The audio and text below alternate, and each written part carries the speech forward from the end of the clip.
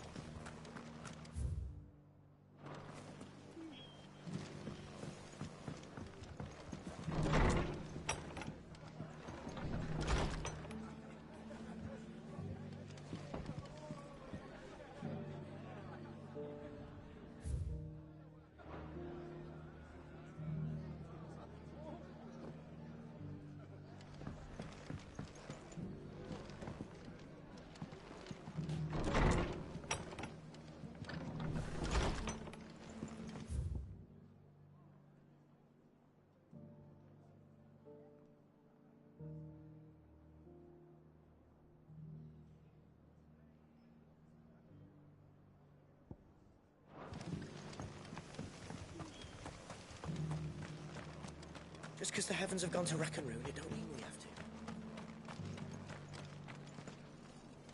How do, traveller? You've the look of a man who could do with a new whetstone. Or perhaps a bawdy etching of the... Maybe another time. I'm looking for a silver chocobo feather. If that's the case, rumours are all you're likely to find. No one has seen a silver chocobo for years. Word is they were all hunted for their feathers. Some northern nonsense about bringing good luck. Didn't bring them much, nor their bows. If any are still out there, I reckon they'll be doing their damnedest not to be discovered. You're probably right. Thank you anyway.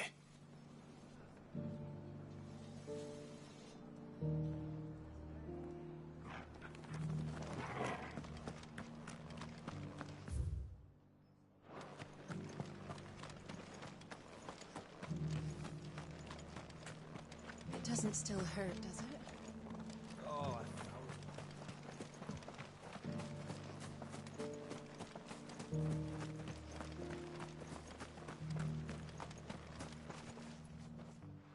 Can I help you with something? You wouldn't happen to sell silver chocobo feathers, would you? I deal in fruit, not fancies. But if it's fancies you're after, I suggest you try Rhiannon's ride.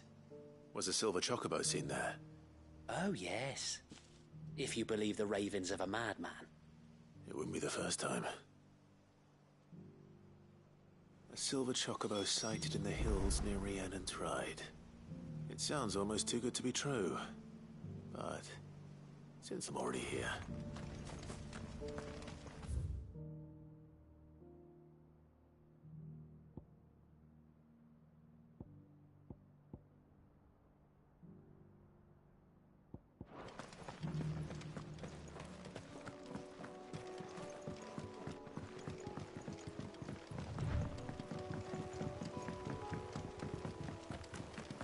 can hardly make it up.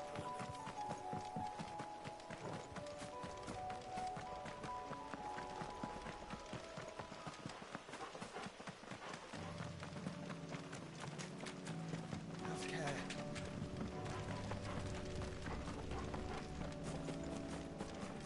Caution, brother.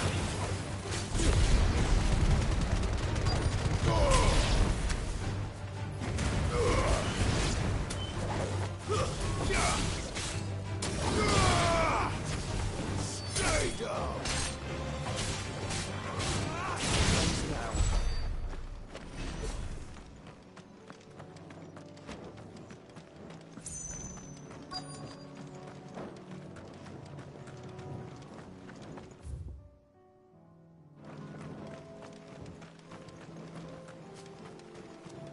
tracks. They're not left by bandits for a change.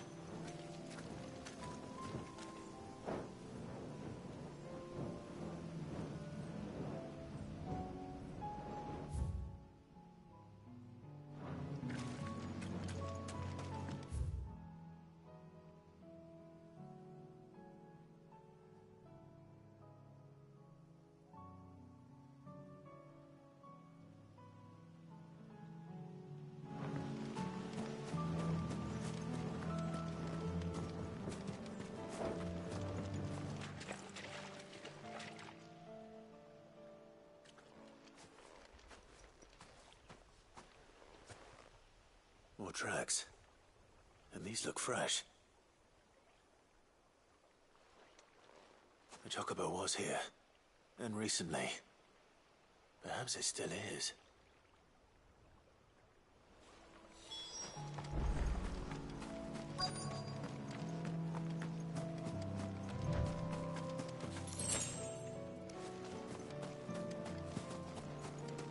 I don't hear anything.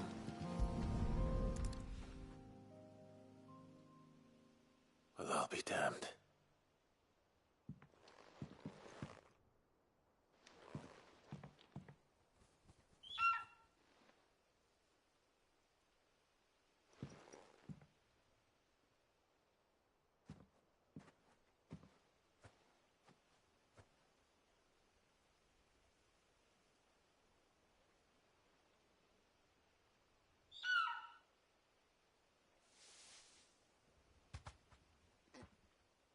It's all right. I'm not going to hurt you. Just borrowing a feather for my friend.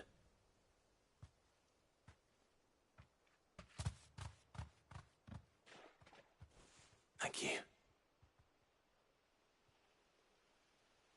Let's get this back to Gav before they change their minds.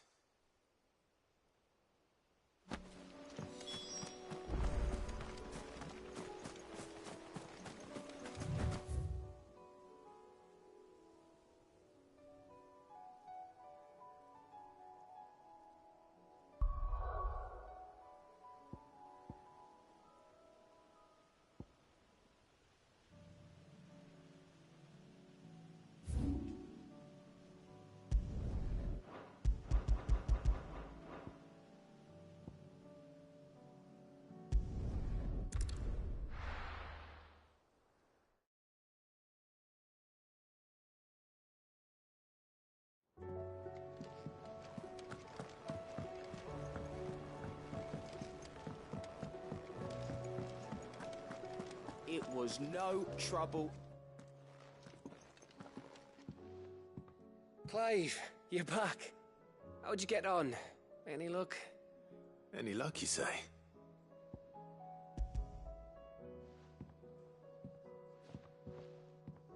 Crystal's crack. Is this what I think it is? Where in the hell did you find it? It's a long story.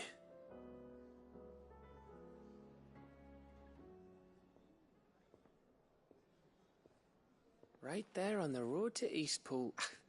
Who'd have thought it? Everything up there's been abandoned for years. The empty cabin made for the perfect shelter. Though I fear my presence may have forced the poor creatures to look elsewhere. Don't blame yourself, Clive. The Blight's right on Eastpool's doorstep. They'd have had to move on before long, even if you hadn't have turned up. They'll find a new home. Trust me. After all, that's what us endangered animals do. Anyway, what matters is, you managed to nick us one of their quills before they could run off. And now all that's left is to fix it to the carving. I didn't know you could carve.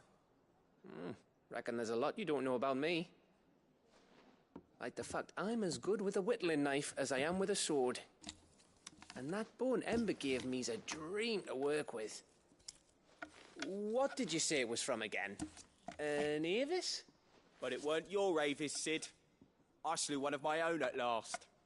So all those long nights in the pit finally bore fruit. I'm proud of you, Ember. Don't speak too soon. I ain't done my trial yet. There we go.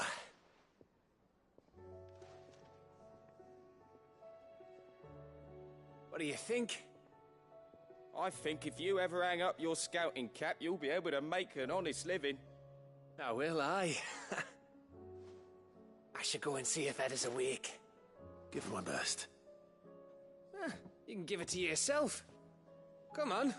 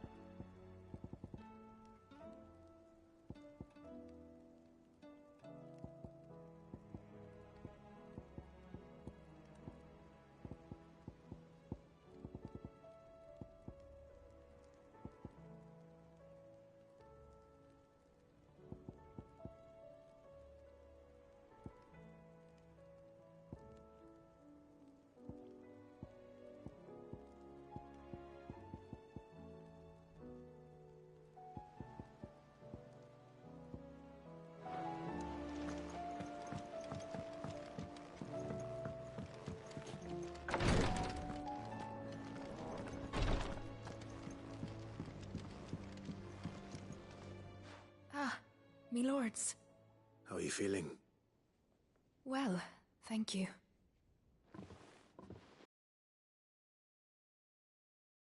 Something wrong?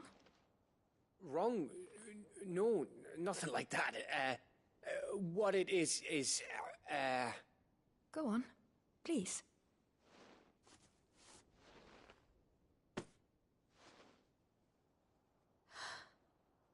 It's beautiful. Did you make it? We did. Aye. It's from all of us here at the Hideaway. Your new family, like. It's a good luck charm. We may come up north when a band's on the way. I mean a baby. To let him know that they're part of the family too. Oh, I hope you like it. I don't know what to say. I thank you, me lords, for everything. If there's anything you need, just let us know. I will. Clive, fancy a swift off? I'm thirsty. I could be convinced.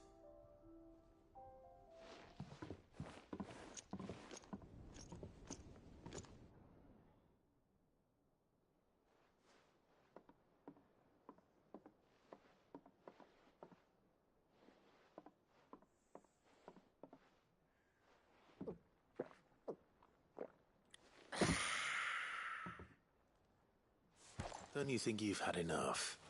No, we're celebrating. I'm gonna be a father. I think Edda might have something to say about that. You know what I mean. Bit of light in these dark times.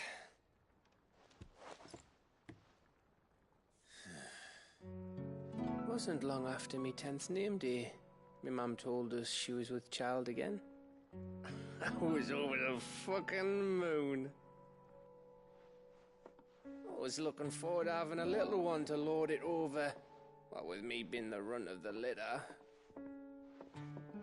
Thought I'd finally have a chance to prove to the world that I could be a big brother. Imperials came the day she went into labour. Had myself a baby sister. And then I didn't. Me whole family gone in a blink, while I hid in the cellar like the spineless little arsehole I was. Great brother I turned out to be.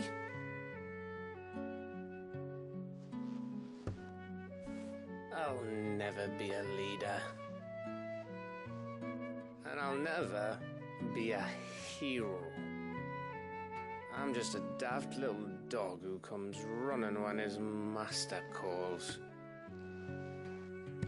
I'll never be like you, or Sid, or Jill, or even Torgal. Have you finished? Maybe.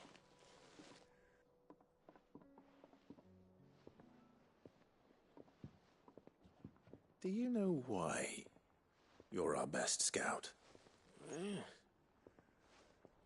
Because you don't need anyone to hold your hand. Without your resourcefulness, your courage, your determination, I don't know where we'd be. Maybe hanging off a cliff like, That was only the once. Exactly. You learned from it. And here you are after Founder knows how many missions, stronger for everyone. And let's not forget Rosalith. Who was it who freed me from the dungeon? Who was it? That would be me. Because you're our brother, Gav. My brother.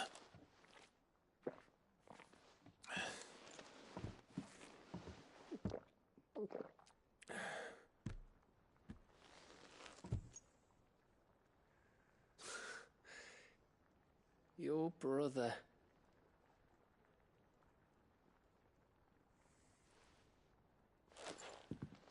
Which means that when the time comes, I get your room. And your sword.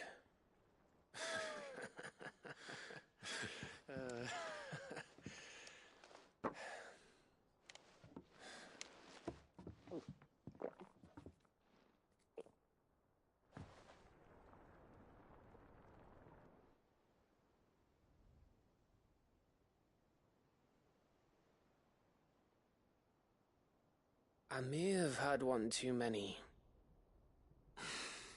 you may have had 10 too many. I said I was thirsty.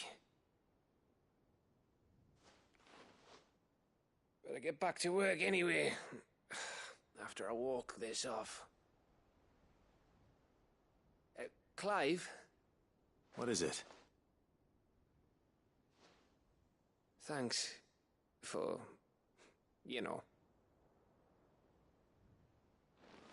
I know.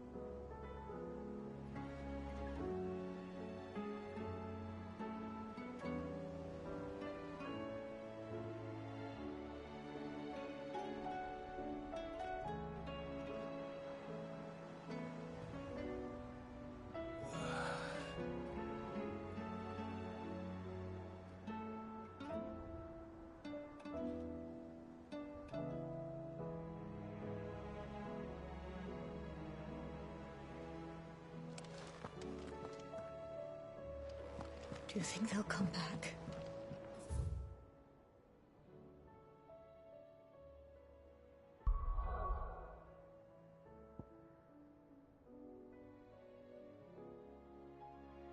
Of course they will. It's just a big Christmas.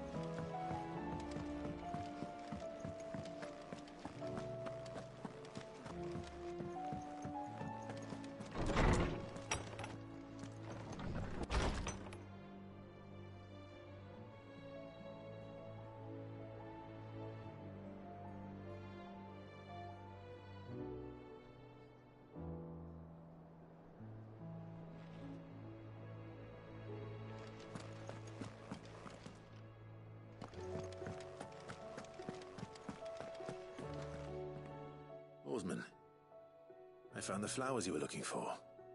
You did? I think I did.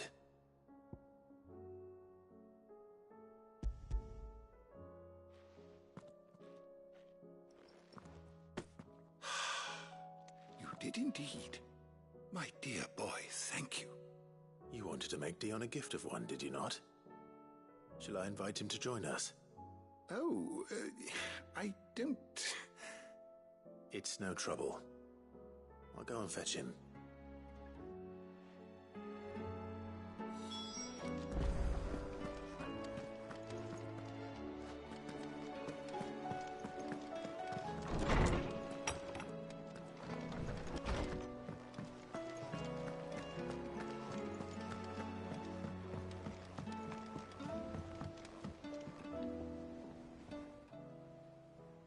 Your Highness, would you do me the honor of accompanying me?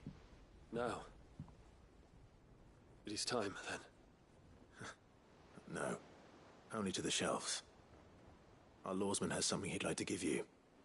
Master Hippocrates. No. I dare not show my face before him. Not after everything I have done. I have taken countless innocent lives. And ruined countless more. All because I was weak. I have sworn to atone for my crimes or die in the attempt. But were I to meet with him again, and see in his eyes what I have become, I fear that my resolve might falter. Then that is all the more reason to do it. Test your resolve. Prove to yourself, and to him, how strong it truly is.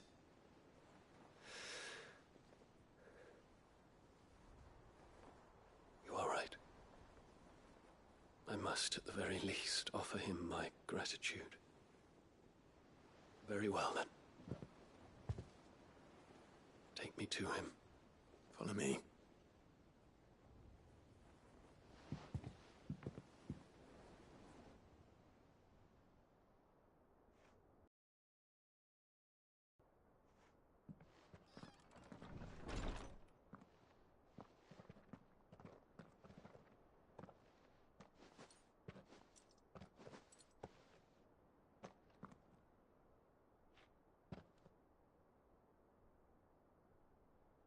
Even now, I hesitate to approach him. What must he think of me? You'd be surprised.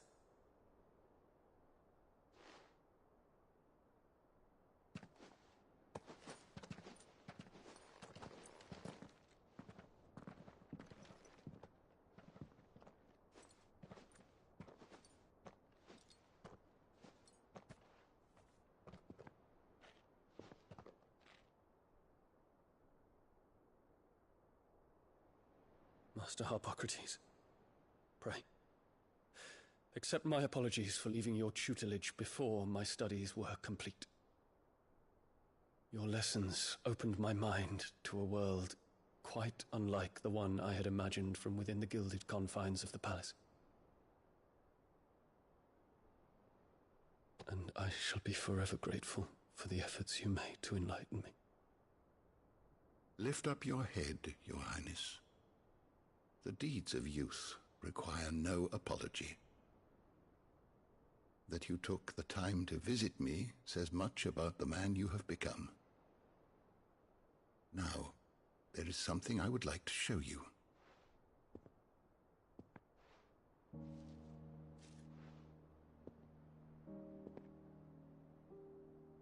Is that a wyvern tail?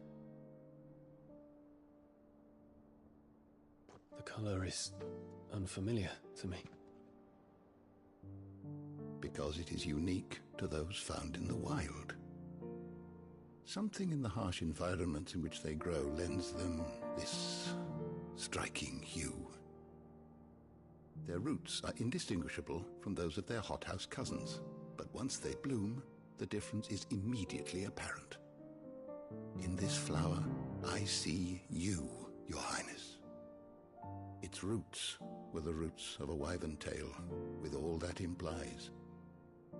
But they do not define it, just as yours do not define you. I want you to have it, that it might remind you of this truth.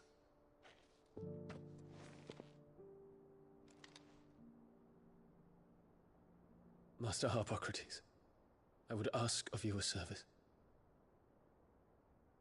Keep your gift until I have fulfilled my duty to the realm, for only then shall I be deserving of it.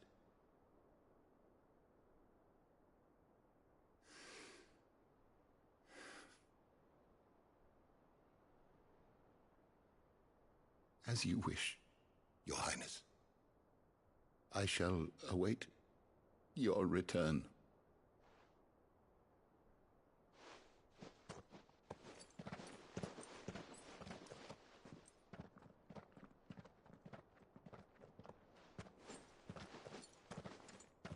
Our roots do not define us.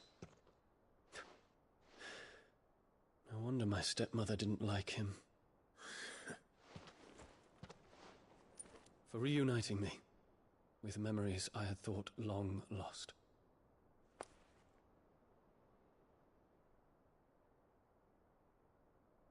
I shall not forget this.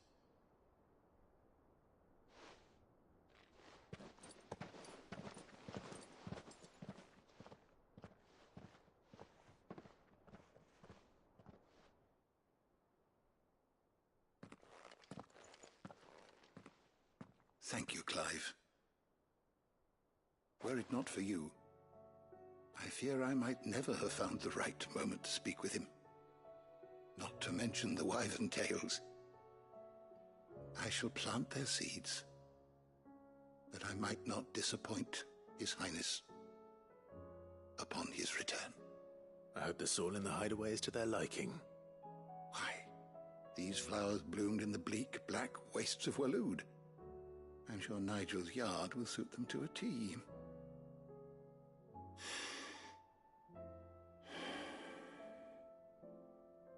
When it comes to expressing one's gratitude, I find that words are seldom sufficient. Here. What's this? A stolas quill. Or more precisely, my stolas quill. 'Tis said that an owl's feathers are steeped in the wishes it hears over its long lifetime. All those words just waiting to pour out onto the page. So consider this my wish for you.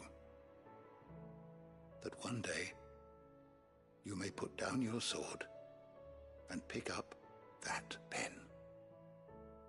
Well, when that day comes, I'll certainly have a lot to write about. Thank you, Harpocrates. It shall have pride of place in my chamber.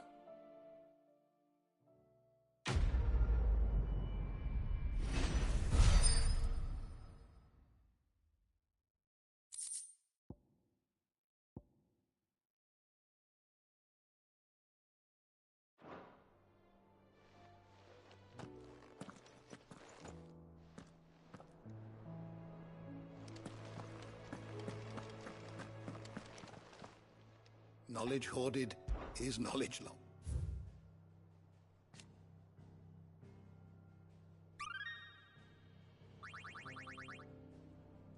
You wish to study the tomes? Did you learn everything you needed?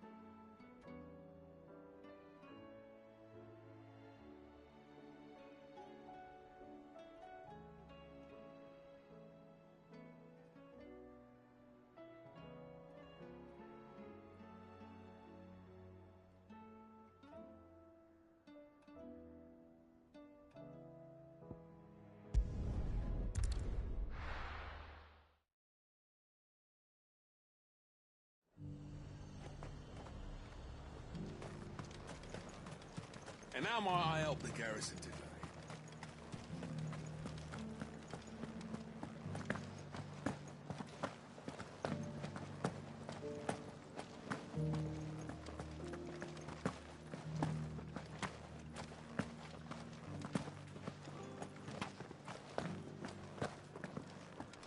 I haven't seen any of those beastly blue-eyed...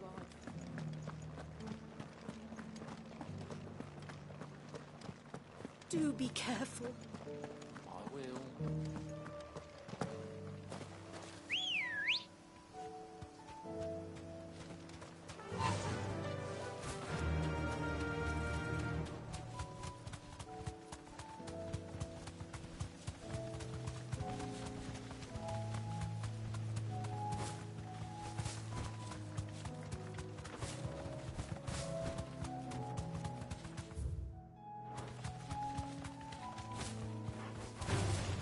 Someone's brave.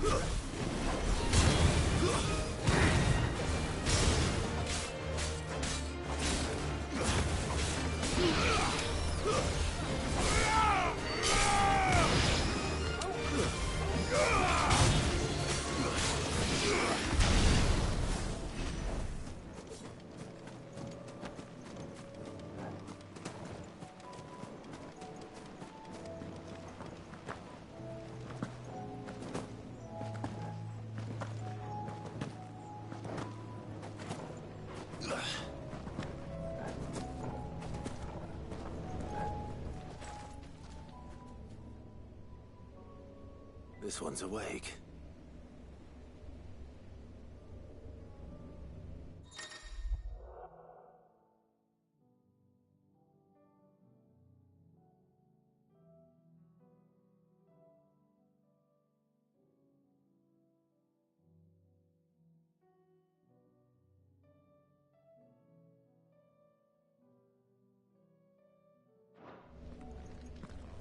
Let's see what's inside.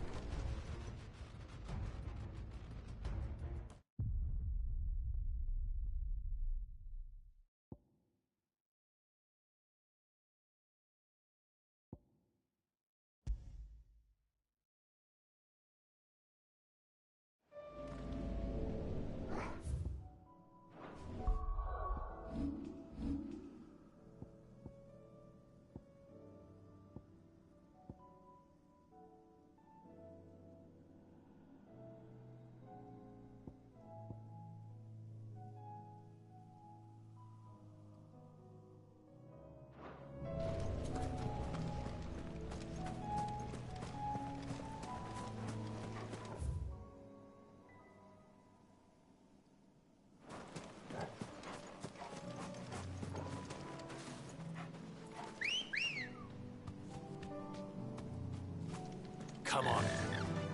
Yeah! This won't be easy.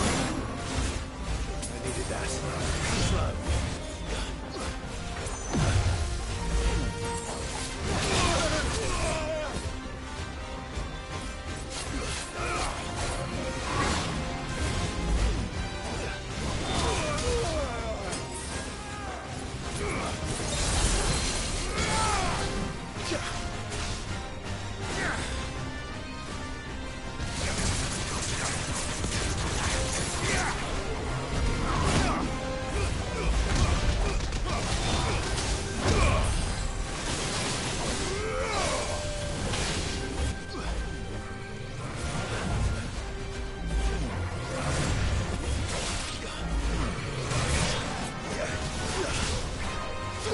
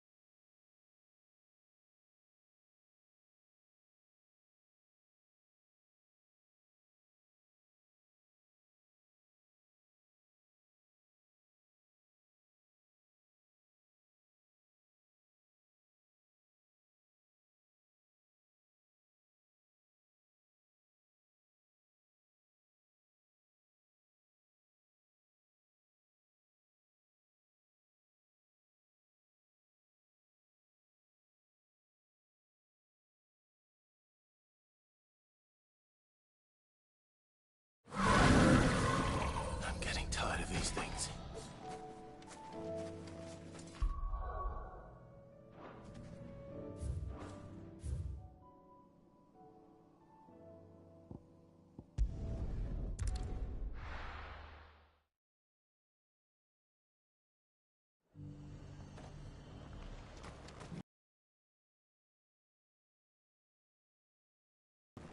Seems the Duke's had a change.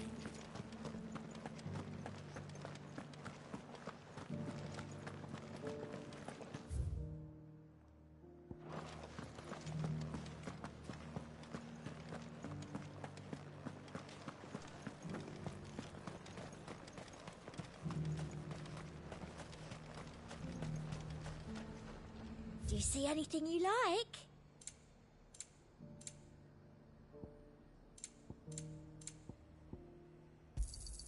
I do like a customer who knows what he wants. An excellent choice.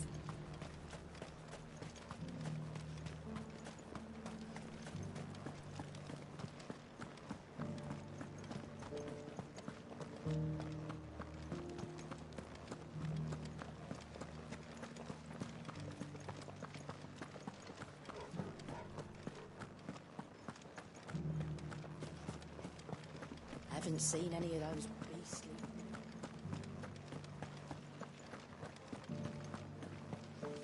Do be careful. I will.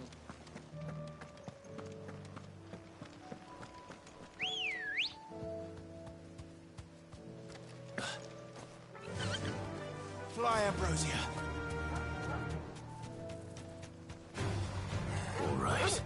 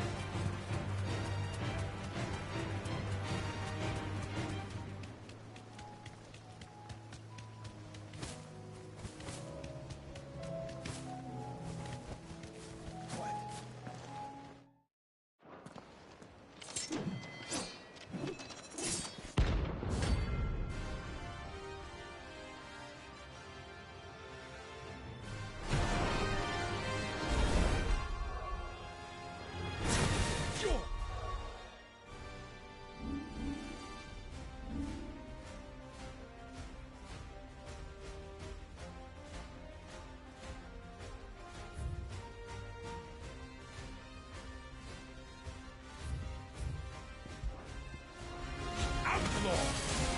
The one who drove their highness to madness! On your knees! He hasn't heard. He doesn't look like he's willing to listen.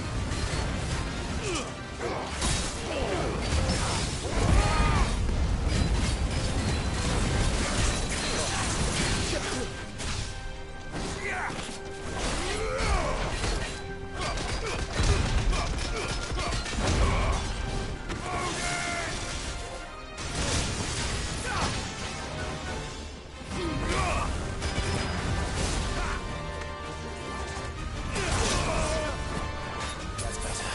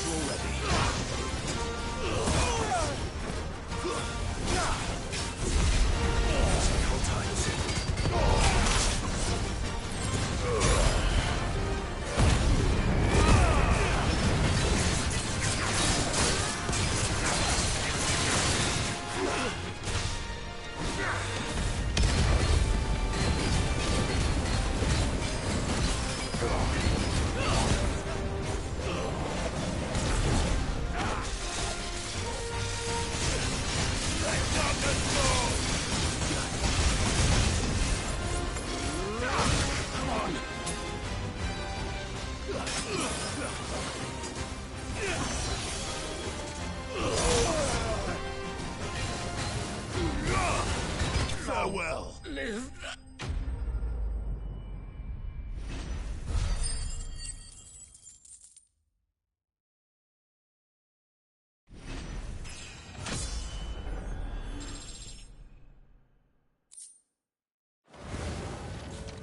it. Dion would have been glad to have you back at his side.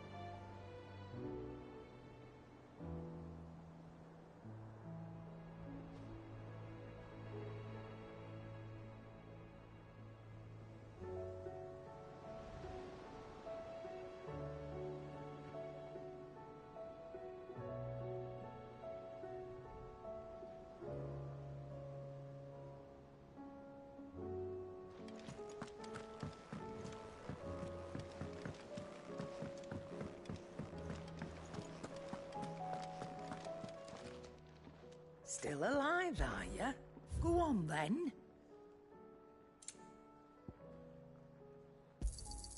It'd better all be here. You'll not find a better price than that.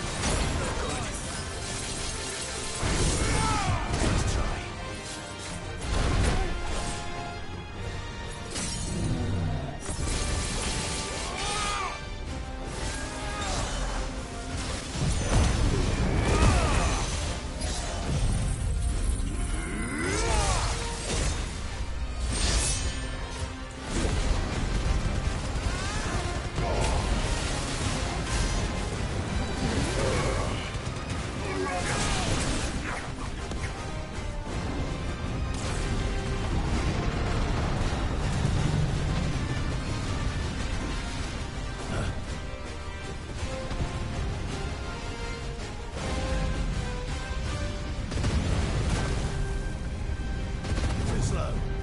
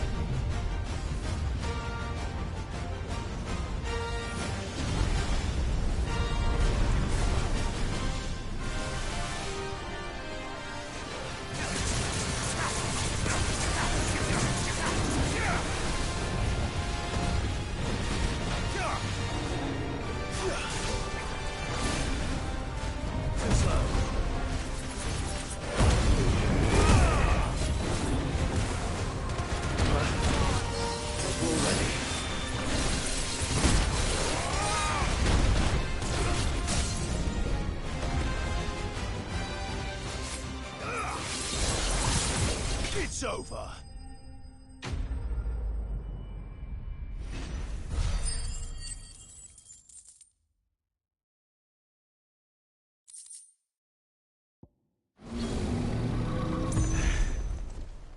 No match for you, eh, Torgal?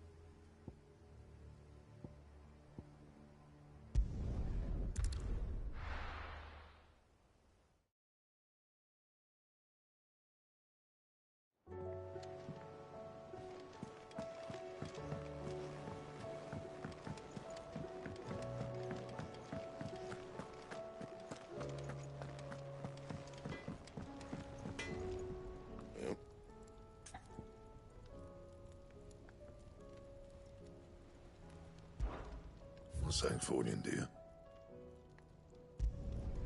No scratches, right? And?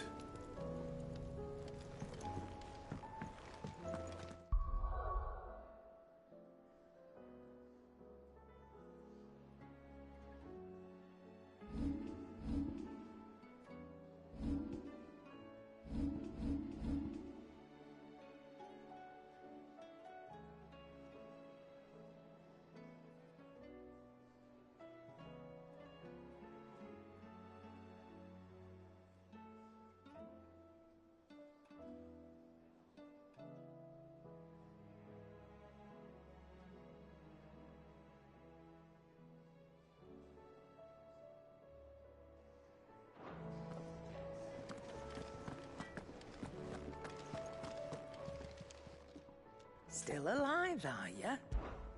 Go on, then. It'd better all be here. You'll not find a better price than that. Come again. Or don't. I'm not much bothered either way.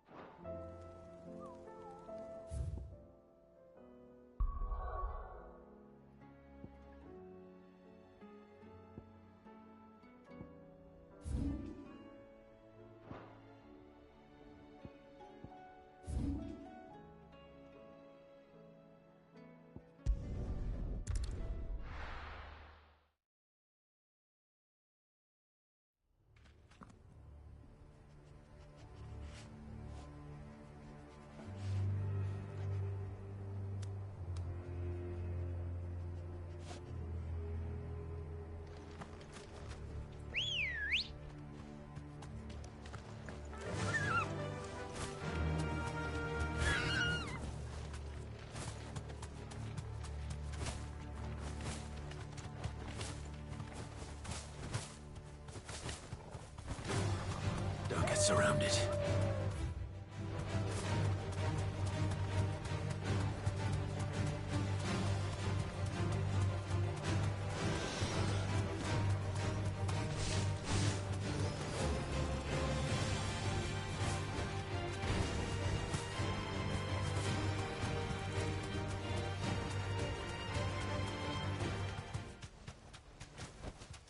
I can walk from here.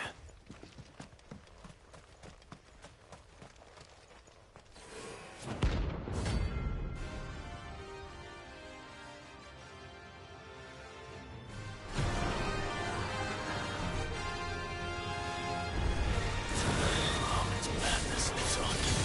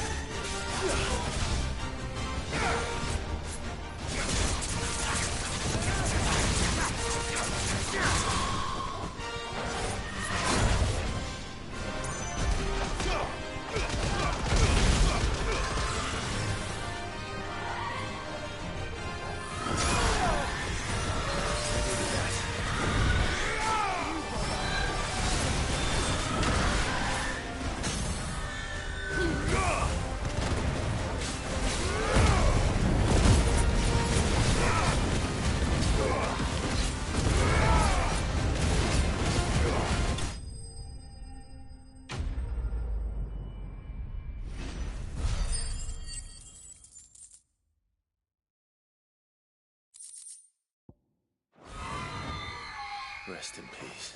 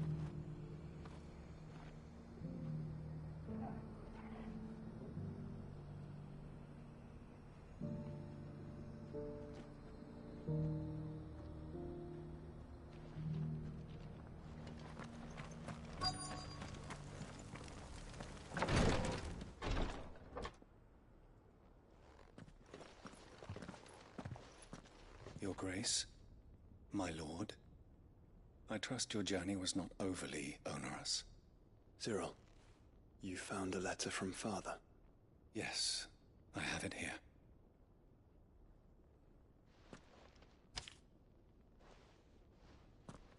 If you would do us the honor, my lord.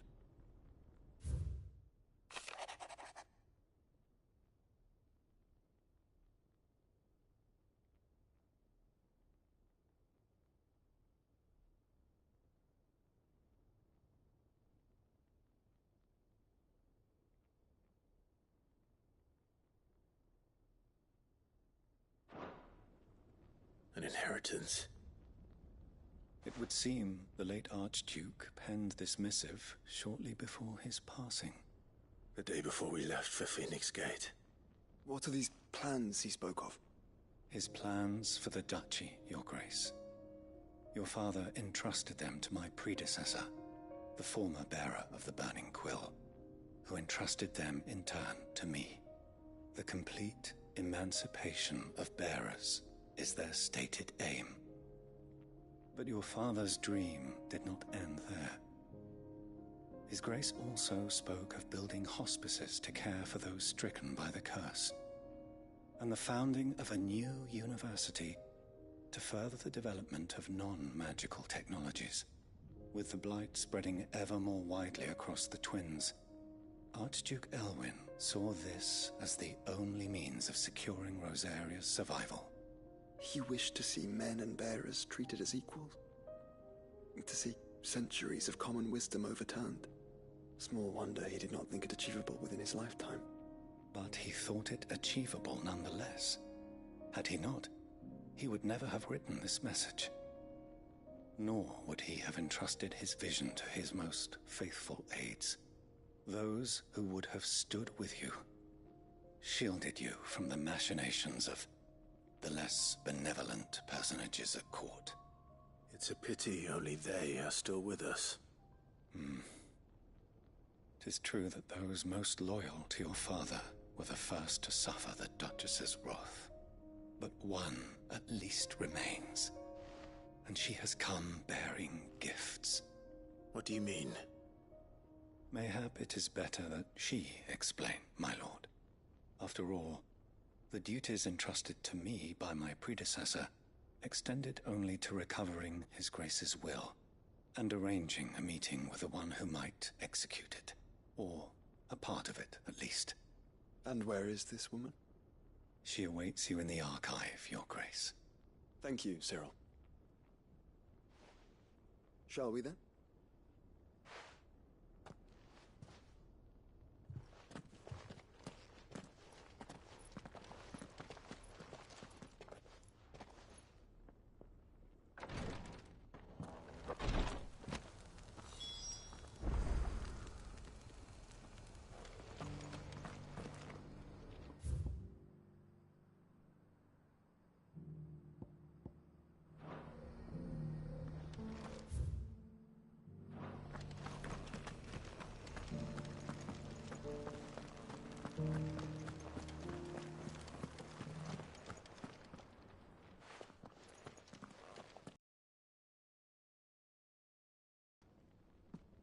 My lord, your grace.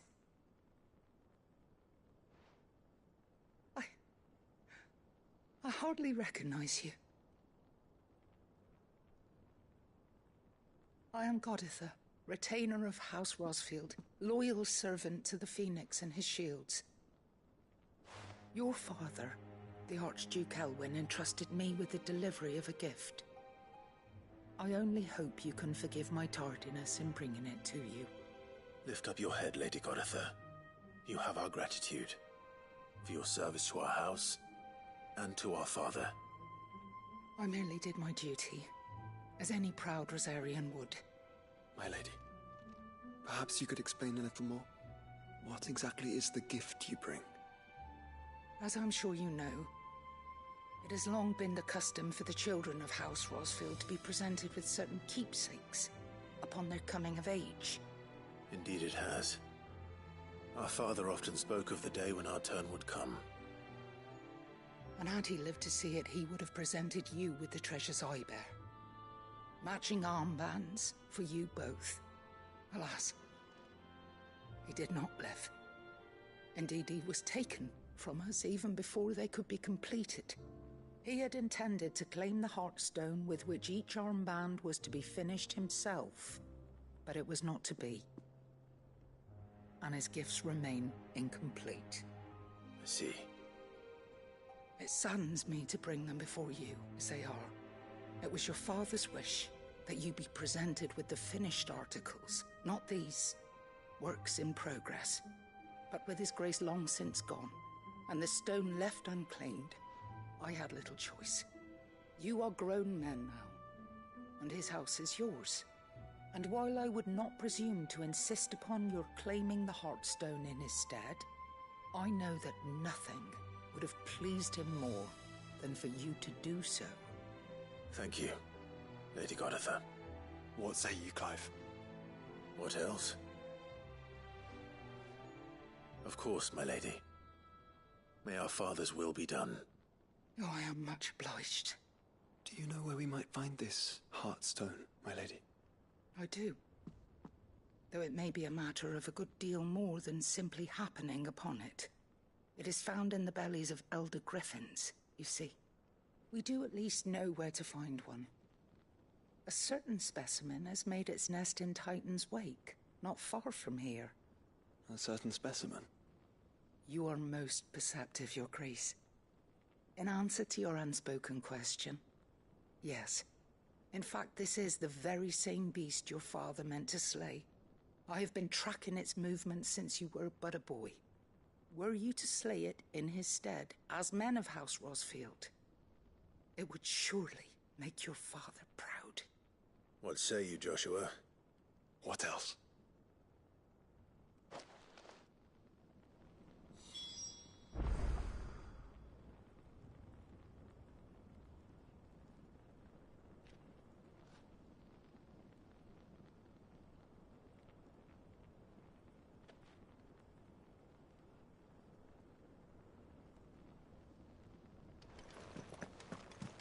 Titan's Wake is to the south of here.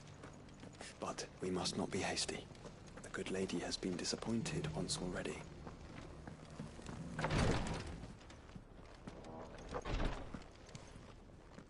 Lord Marquis, if you have a moment. What is it, Cyril? One of our brethren lately journeyed across the strait in order to pursue a new avenue of inquiry. He sent an owl some while ago, but we have heard naught from him since. Was he surveying another fallen ruin? No. The object of his study was a savior cult that has arisen in Ash in recent years. We believe it may have some connection to the Circle of Malleus, an ancient religion that worshipped Ultima as its god. By gaining an understanding of this new faith, we hoped to learn more of the Circle's original beliefs. And so you sent one of your brothers to Ash, a continent teeming with orcs and Akashic. Fully cognizant of the risks, yes. I entrusted the mission to one of the most able of our order, the Third Chair, a master of the arts of combat and survival both.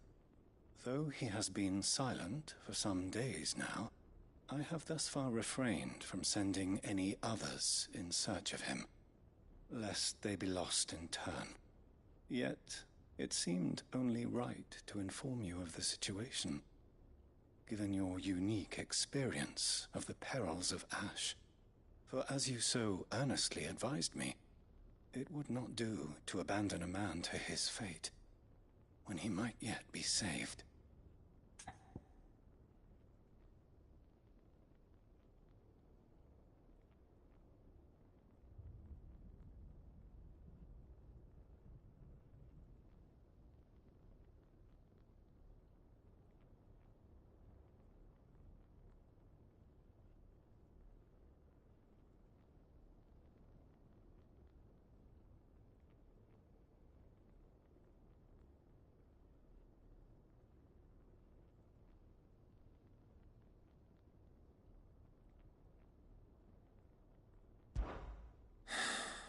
It would not.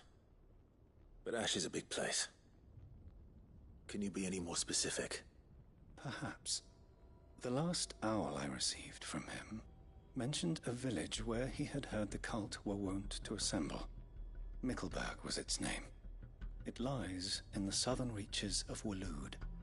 If aught ill befell him, I expect it did so there. Right. I'll see what I can do. You are much too kind, my lord. Go then, with my hopes, and may the Firebird's flame ever burn in your heart.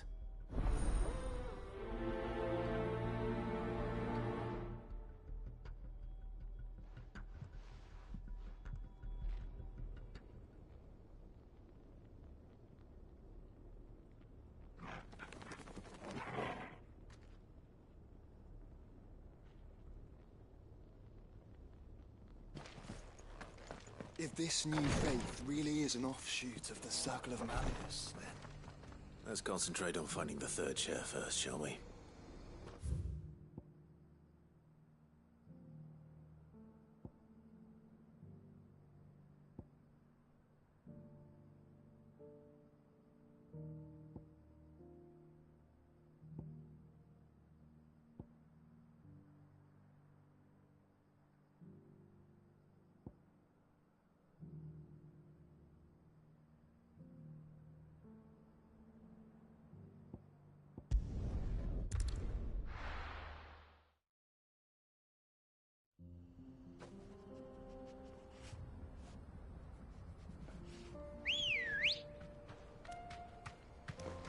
Let's go. Yeah!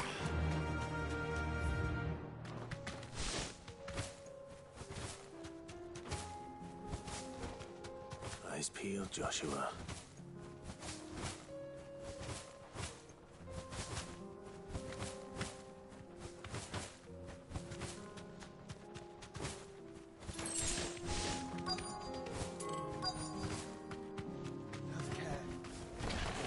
There it is.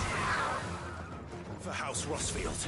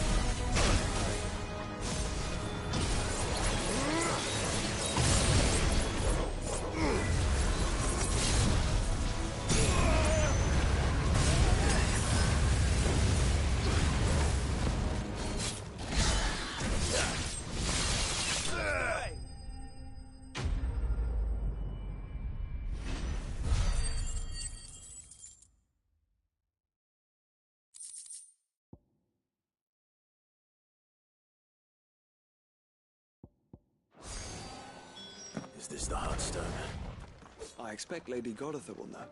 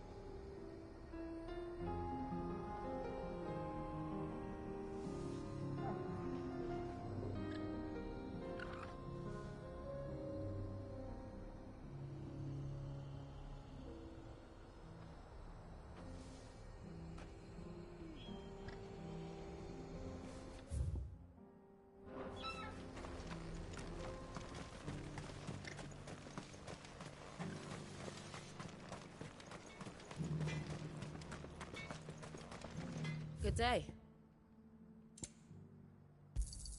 Thank you. Here you are.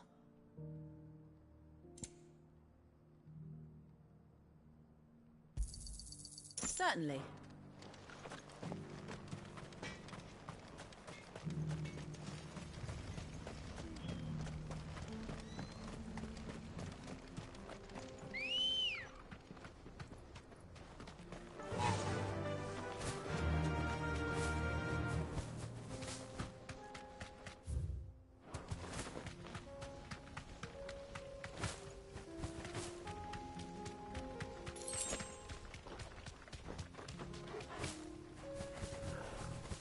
Here we are again.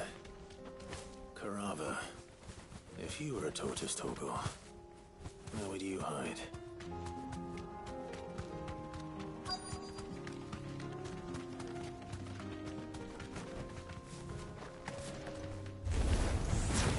Looks like we found him.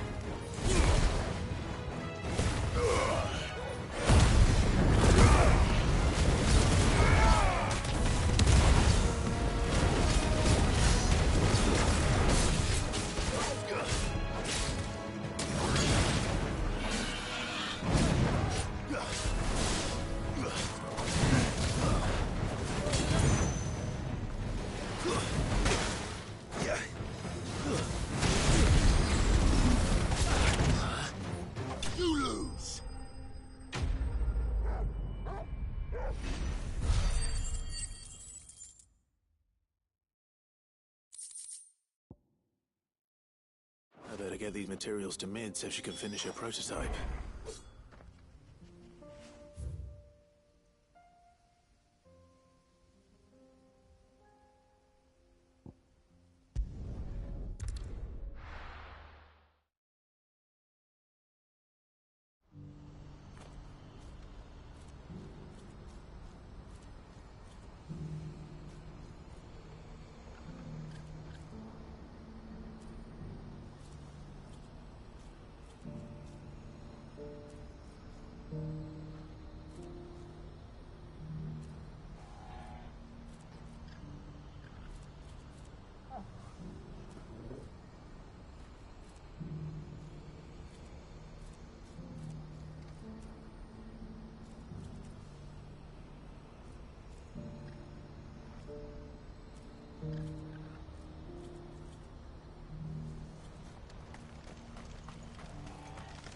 Well met.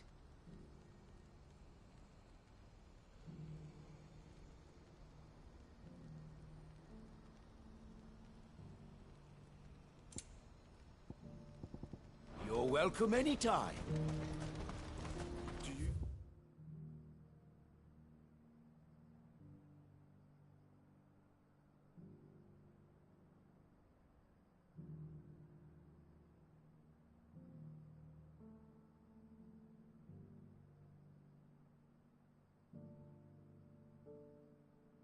See that too?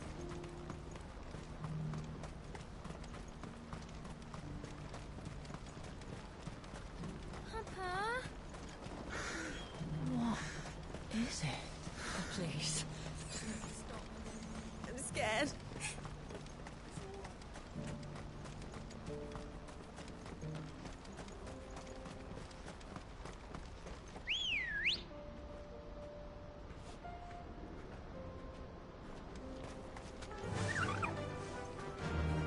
Run like the wind.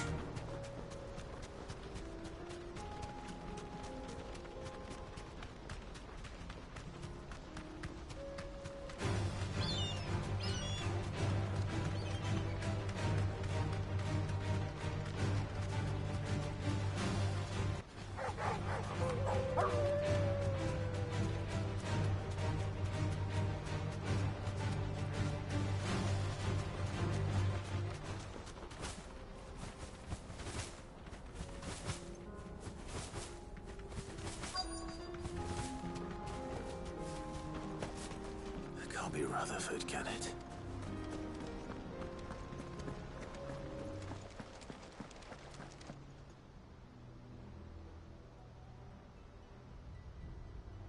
Turncoats and cowards, the lot of you! If it's a fight you want, it's a fight you shall have!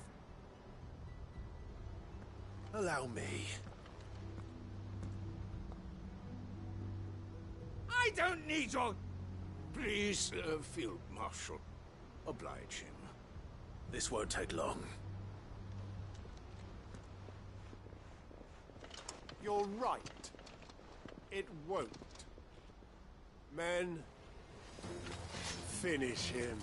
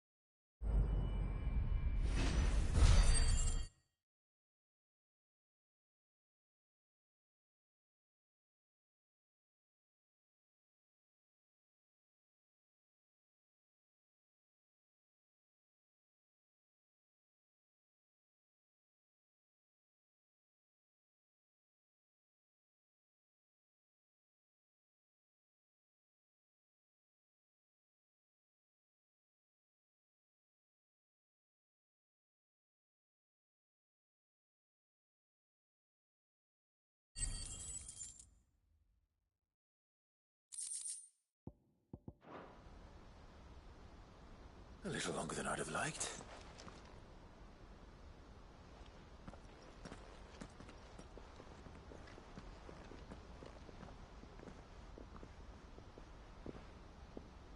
Field Marshal Havel, I presume.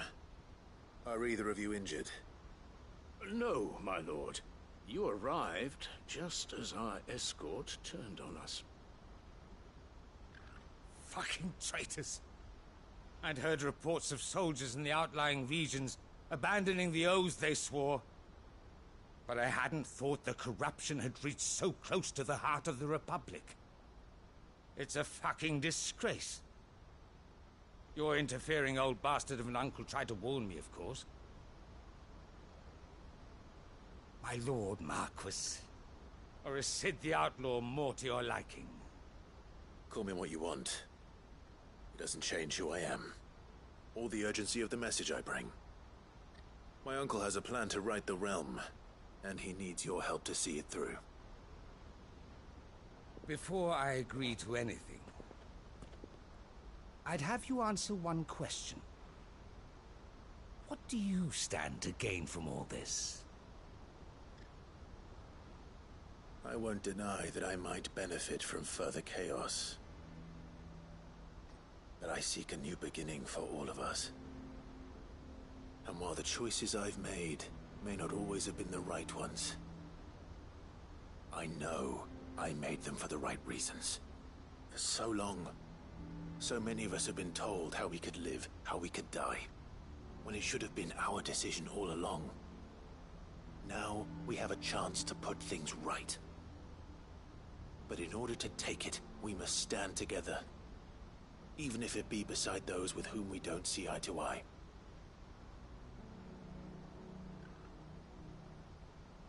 Certainly not the words I expected from an outlaw. But perhaps your uncle was right. You are no ordinary outlaw. I'll never hear the end of this. All right. I'll start by ordering my most trusted guard to bring the Dalmekian fringes under control. Next, I'll make contact with my counterparts in the Imperial Army and see if I can't convince them to try and restore order in their own territory. Thank you, Field Marshal. But they are not the only ones we will need to convince. What do you mean? I don't doubt that I can bully some sense into a few generals, but those they answer to require a different kind of persuasion. And when it comes to honeyed words, well, we will need an envoy. One who can court even the most stubborn of statesmen. You, perhaps? I'm flattered. But I'm no diplomat either. And I have other problems to attend to. What we need is a skilled arbitrator. And I may know just the person. Is that so? And would he happen to be an outlaw too? Of a different kind, perhaps. Well, beggars can't be choosers. I suppose we'll all have to find a little of the outlaw in ourselves if we're to make it through this. Very well. Send your man to me right away. I shall.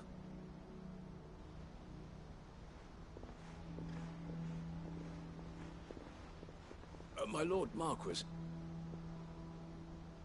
Your Lord Uncle bade me escort the Field Marshal to his manor in Port Isolde. And I will see that my associate joins you there. Very good, my lord.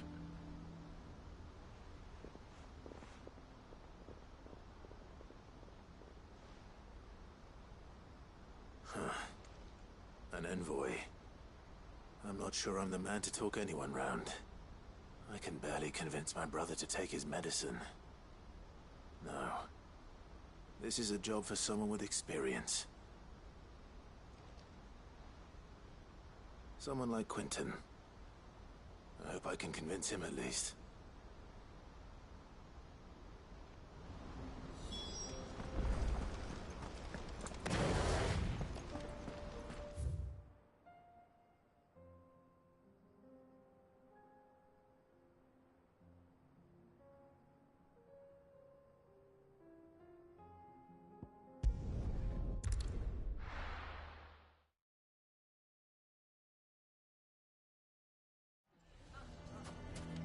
Why the hell would... to take the bear...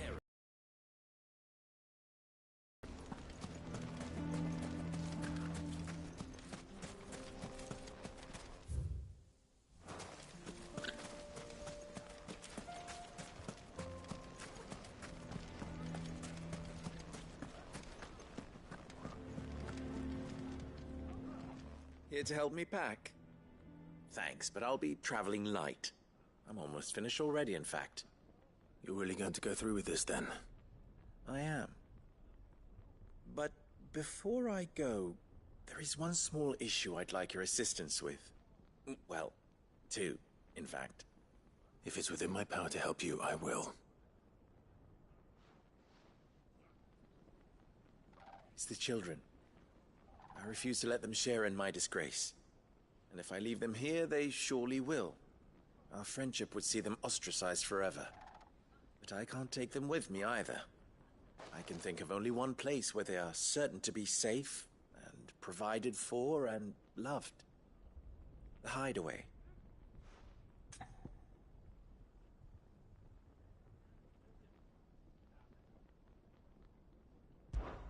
Of course. The children would be more than welcome. Thank you, Clive. I will not forget this. Lubor, are you still here? What is it, Ferda? You look pale. There's been a flood in the Velcroy, a damn big one.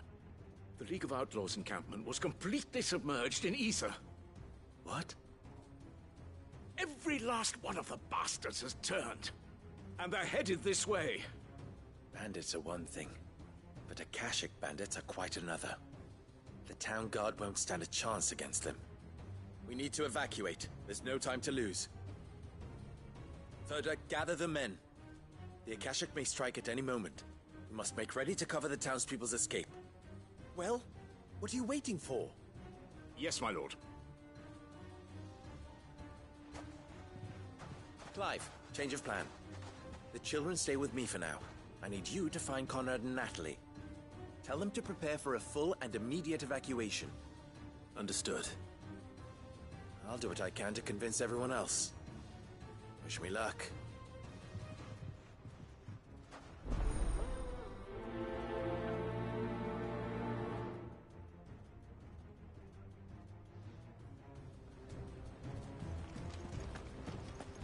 What's in it? You have to listen to me. They're coming. You need to evacuate.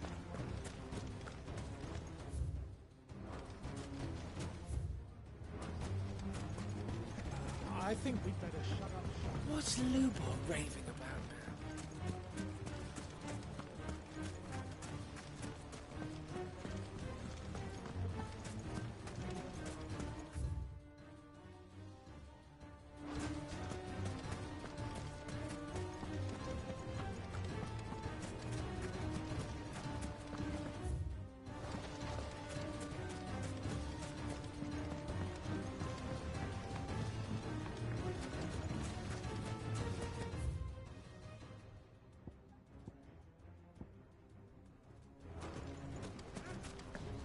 You lied about being one of us, and you're lying now.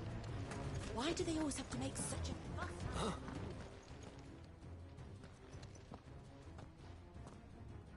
Ah, it's you. What do you want, Lord Underhill? To pass on an important message. There's been an ether flood out in the Velcroy. The camp where the so-called League of Outlaws were gathering has been swallowed. They're no longer just bandits. They're Akashic now, and they could be here at any moment. You need to begin preparing for a full-scale evacuation right away. Oh, do we? And who was it who gave you this disturbing news, might I ask? Lubor, perhaps?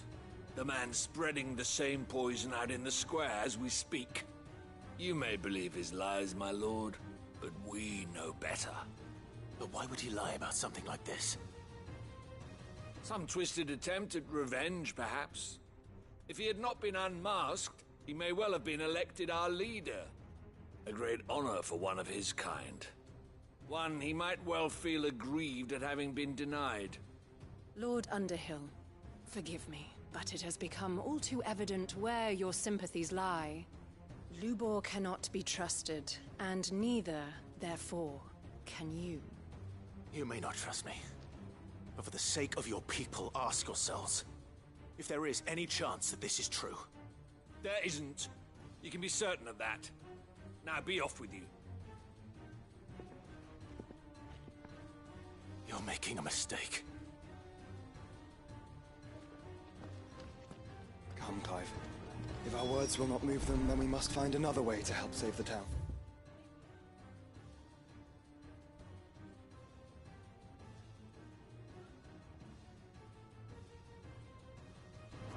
You're right. Let's speak to Lord Ferda. You have to listen to me.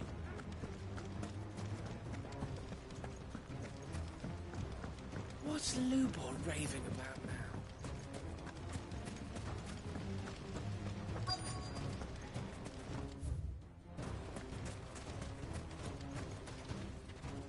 Lord Ferda. Sid, what's wrong? I went to warn Conrad and Natalie about the Akashic, but they wouldn't listen. They've convinced themselves that nothing Lubor says can be trusted. The bloody fools. Which means the town guard can't be counted on for support. But I can. If there's anything I can do to help you defend Dalamil, you only have to ask. I appreciate it. Sid! Further! I've been looking for you everywhere. Victor? I thought you'd left.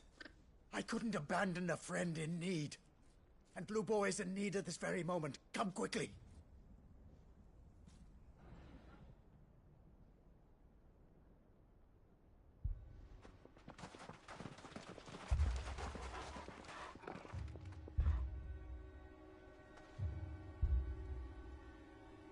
You have to believe me. The Akashic are coming. They don't eat, they don't sleep, they don't tire, and they don't care who they kill. They're unlike anything that's come before. There will be no parley, no mercy granted. We may have saved the town once, but this is different. I do not ask that you forgive me, but please believe me. If you do not run, you will die. You will all fucking die!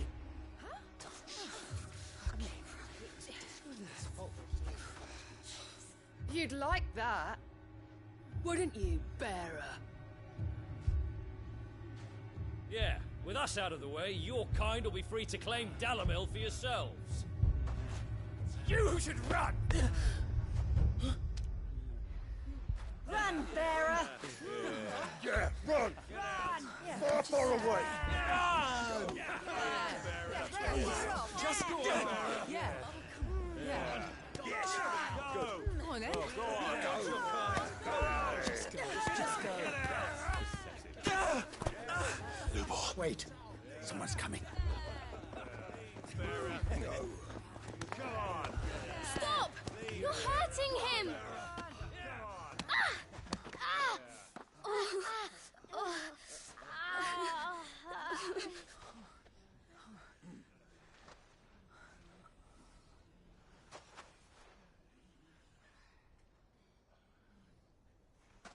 What did Lubor ever do to you? He solves all your stupid problems, and he keeps all of you safe. You know there's nothing he wouldn't do for this town. Who was it who made that cleaver you use every day, Conrad? And what about your counting table, Natalie? Who fixed that? Whose men make sure the streets are clean so all your boots don't get dirty? Who spends all day, every day making sure things run smoothly around here? And none of you ever say thank you. Ever. But did Lubor ever complain? Well, does he ever stop smiling? He keeps this whole place going. And you act like it doesn't even exist.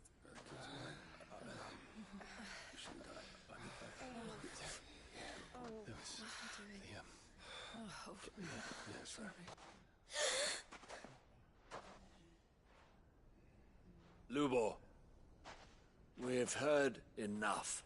Wait! We will not run. The town guard will not abandon the very place it is sworn to protect. And I will not give up for lost the stores that we labored so hard to fill.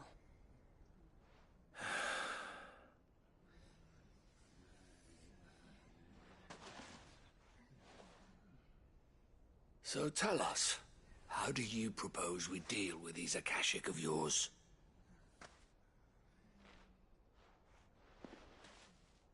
We won't run, but we will fight. All right, then.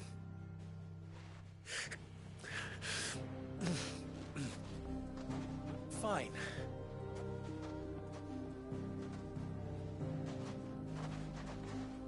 Gather round if you don't want to die.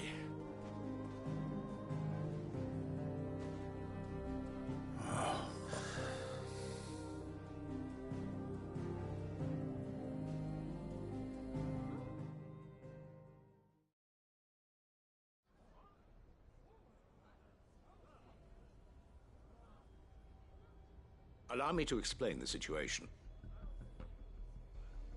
The ether flood occurred near the village of Cheratina, deep in the Velcroy. The place had been abandoned for years, until the League of Outlaws decided to make it their base of operations. Now they're all turned, and if the scouts' reports are correct, heading in this direction. They are mindless monsters, driven only by hate and rage, and they are utterly unpredictable. With the bandits, we at least knew how and where they were likely to attack. When these creatures come, Dalamil will have the bitterest fight it has ever faced on its hands. The town guard will muster at the north gate. The rest of us will take the south. Both forces will provide men to serve as scouts and messengers, ready to spread word of the size and nature of the Akashic force as soon as it is spotted. And as soon as it has been, we will converge on its position and see that it is driven back from Dalamil at all costs. Always. I leave the selection and coordination of the messengers in your hands, Victor. And the command of our men in yours, Ferda. If you would both be so kind. Consider it done. As you wish.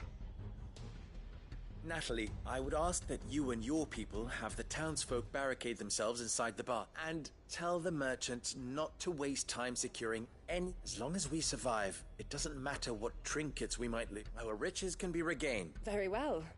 I shall... Where do I fit into this plan? Where else but the most perilous? I would like you to travel to the home of our erst main host, is most likely still there. And Dalamil will not be safe until it is... A little gardening. How pleasant. I doubt it. Luckily, so am I. So you are. All right then, we all... Now it's simply a matter of doing it.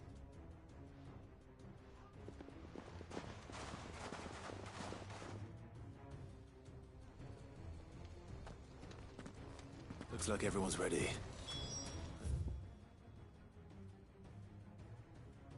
Do not keep them waiting.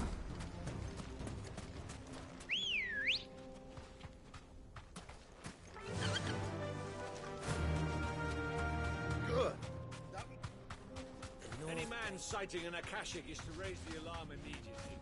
The messengers will see that our entire force rallies.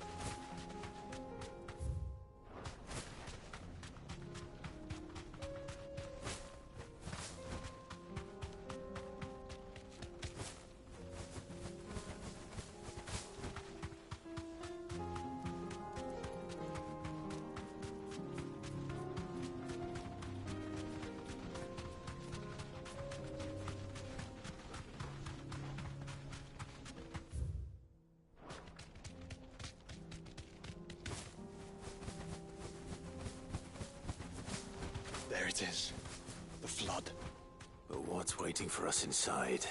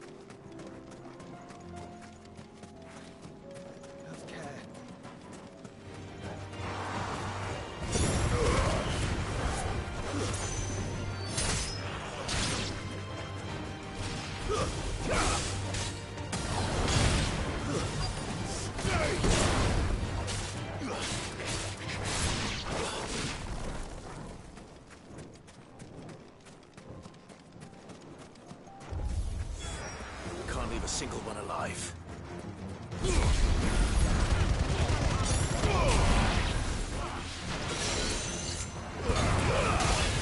It's over.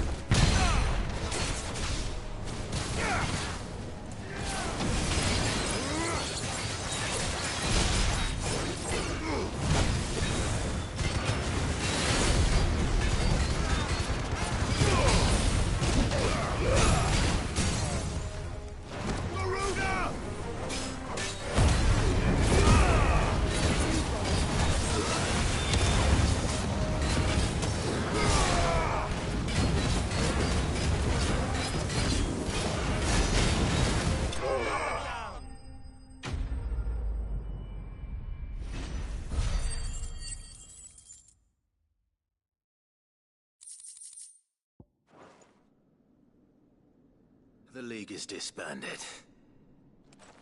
I should get back to Dalimil and see how the others fared.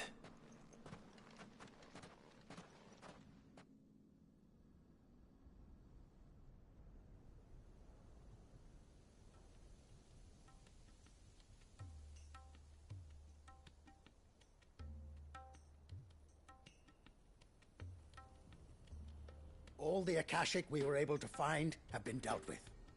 Seems that might be the last of them. Last of them here, perhaps. Lubor, Sir Clive has returned. Clive! What news from Charatina? It's done. Root and branch. I knew you wouldn't let me down. Thank you, my lord. Friends, the Horde has been driven back. The Akashic have been defeated. And we need not fear the arrival of any more, thanks to Clive. Victory is ours. We bloody did it! We saved Dalimil. Lubor, allow me to apologize. After all you have done for this town, we should never have doubted you. But we did. And for that we are truly sorry. We only hope that you can forgive us. We need you, Lubor. Dalimil needs you. So, if you would still like to be considered for the position of mayor, you have our backing. You do remember that I'm a bearer, don't you? We do. But that is not a stain on your character. It is a stain on ours. We thought only of what we perceived bearers to be, not what you truly are. The man who saved Dalimil twice over. I see. But I will only accept your proposal on 2 conditions. Name them. Firstly, that you will both do everything in your power to rally your people to my cause. If the Town Guard and the Merchants League do not accept my leadership, it will be doomed from the start.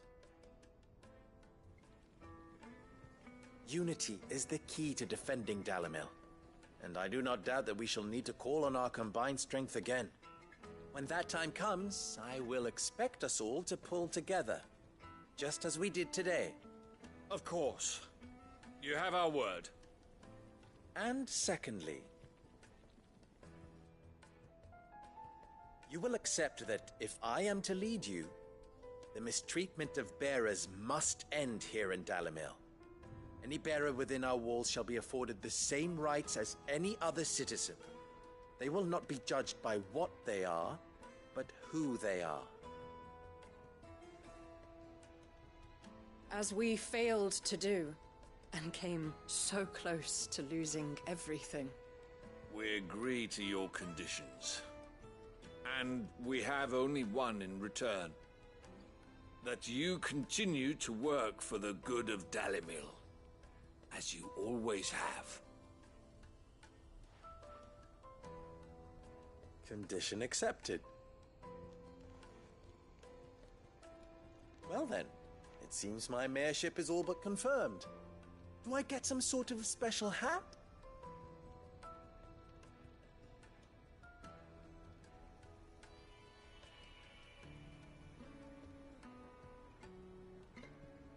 How fickle fate can be. Not so long ago, I had resigned myself to leaving Dalimil in disgrace. And now, I find myself her leader. Here. For everything.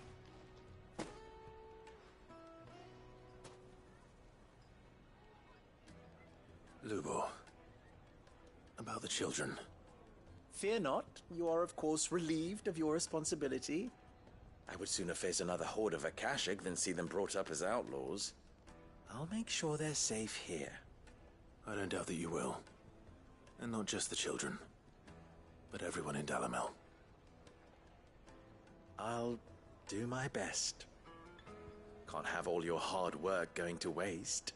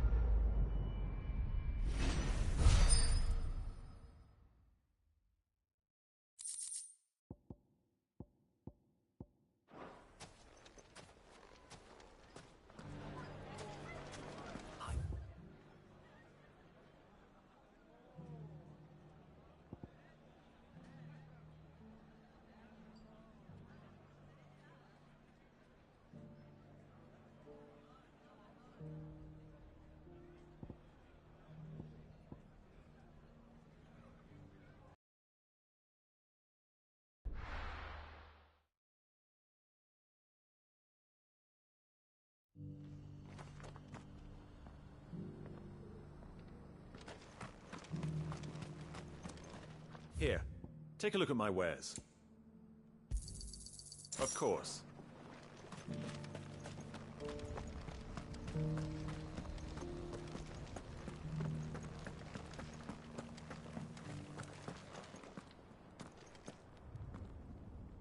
Oh, thank the Founder you were safe. The Griffin is slain then? And the Heartstone claimed.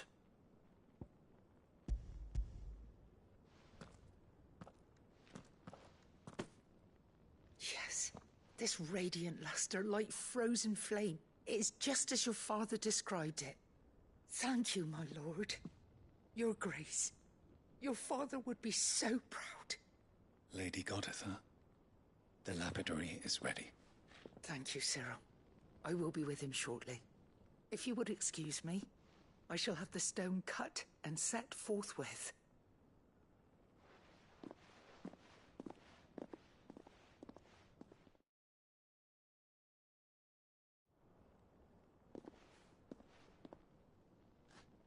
The armbands are complete. Pray, take them. They are yours, after all. Heartstone is harder and more enduring than garnet, or even ruby.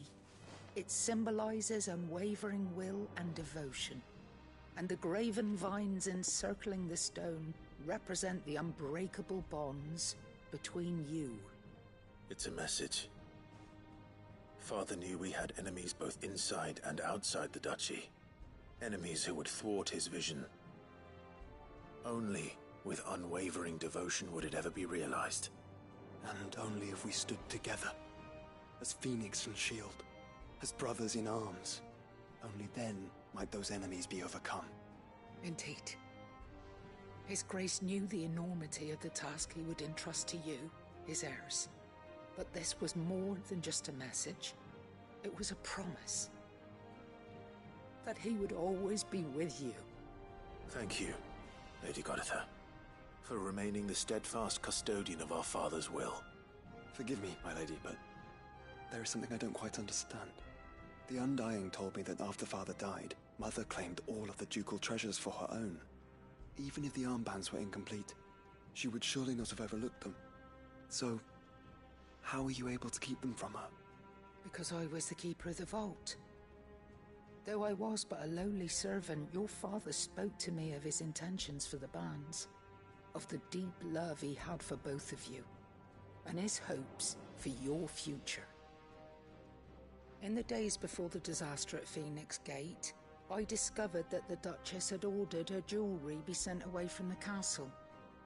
It was then that I knew she meant to betray us. I tried to warn your father, but it was too late.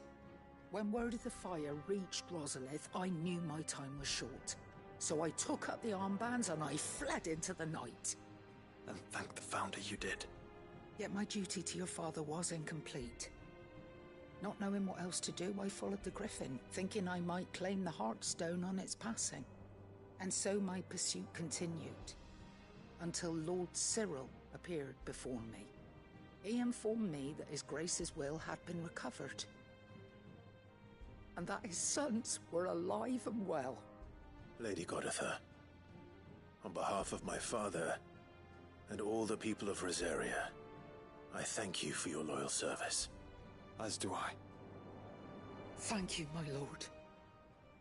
Your Grace, for coming back to us, for giving my service meaning.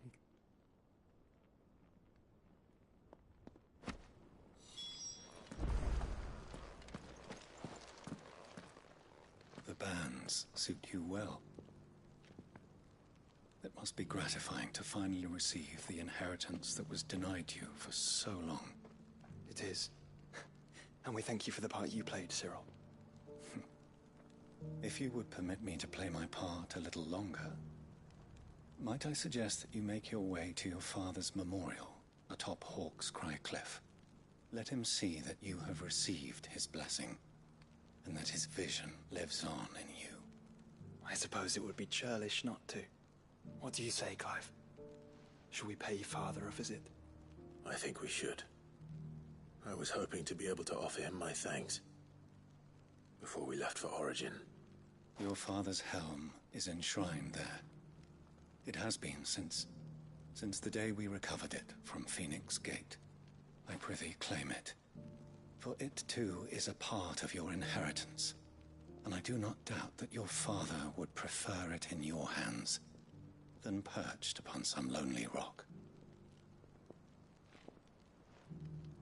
Thank you, Cyril.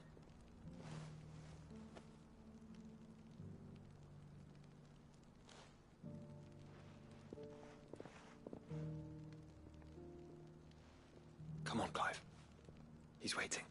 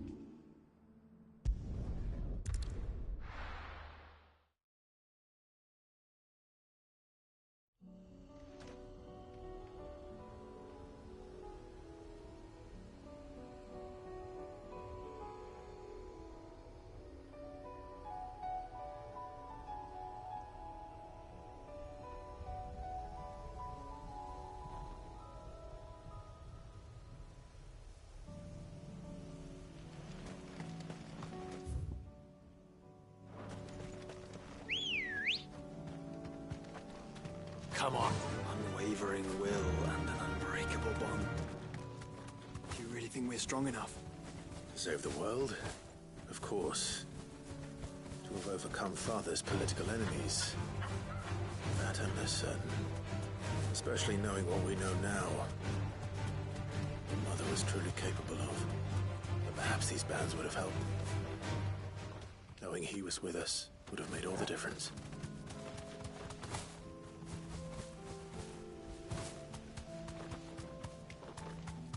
It's just back there. Thanks, Gal.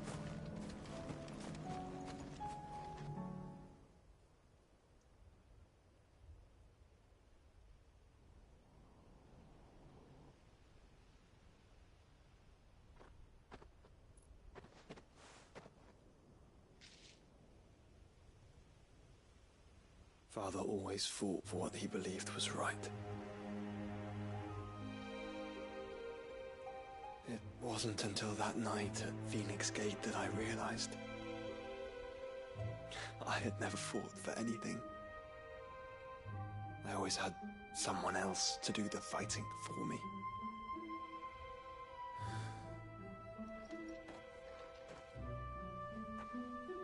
No matter how fate conspired against him, he never lost heart, never looked back, never stopped fighting. To me, he was the greatest of men.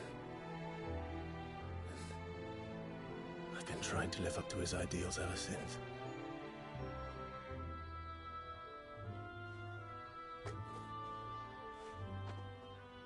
We all have, Clive. We all have. And we'll keep trying. Because that's what he would have wanted. What he would have done himself. Even if it meant standing against the very gods in the heavens. I shall be borrowing this, Father, if I may. That you might watch over us as we follow in your footsteps.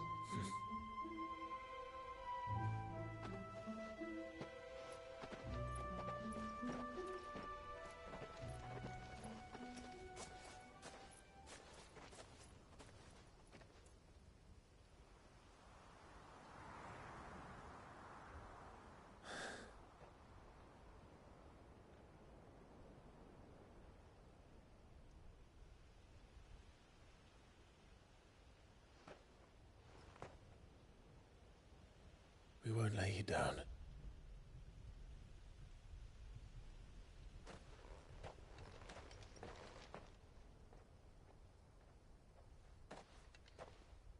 Onward, then? Onward. To the end. And to a new beginning.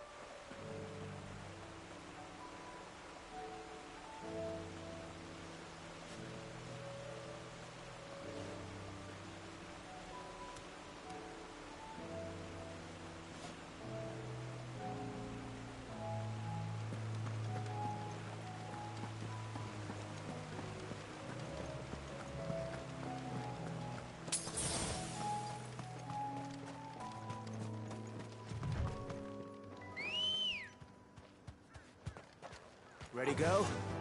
Faster!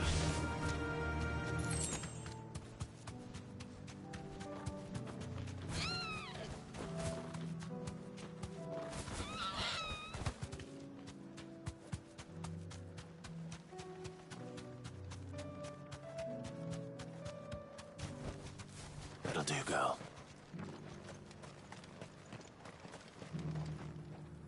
Quentin, I have a proposal for you. Do you now? Something tells me you'll be asking more of me than a cask of Gotand gold. Go on, then. Propose.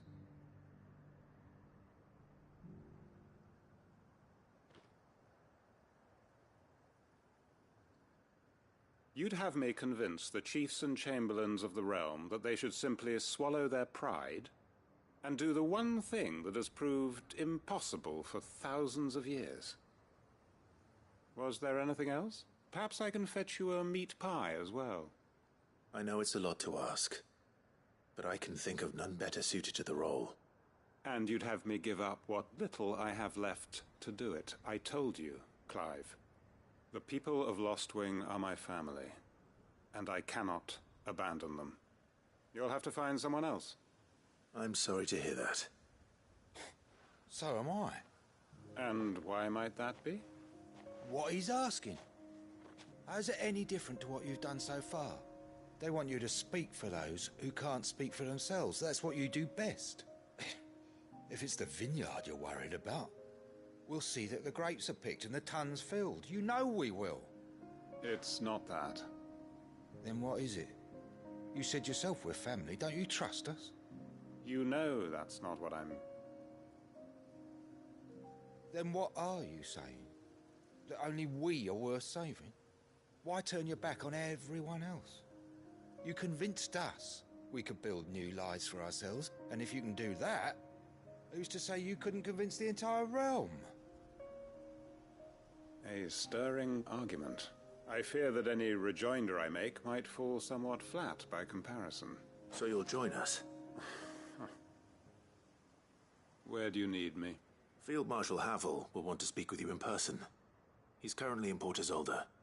I can arrange for a party of Cursebreakers to accompany you there. That would be very much appreciated. I hear the roads are far from safe these days. Hopefully not for long. My uncle will want to know that his plan is taking shape.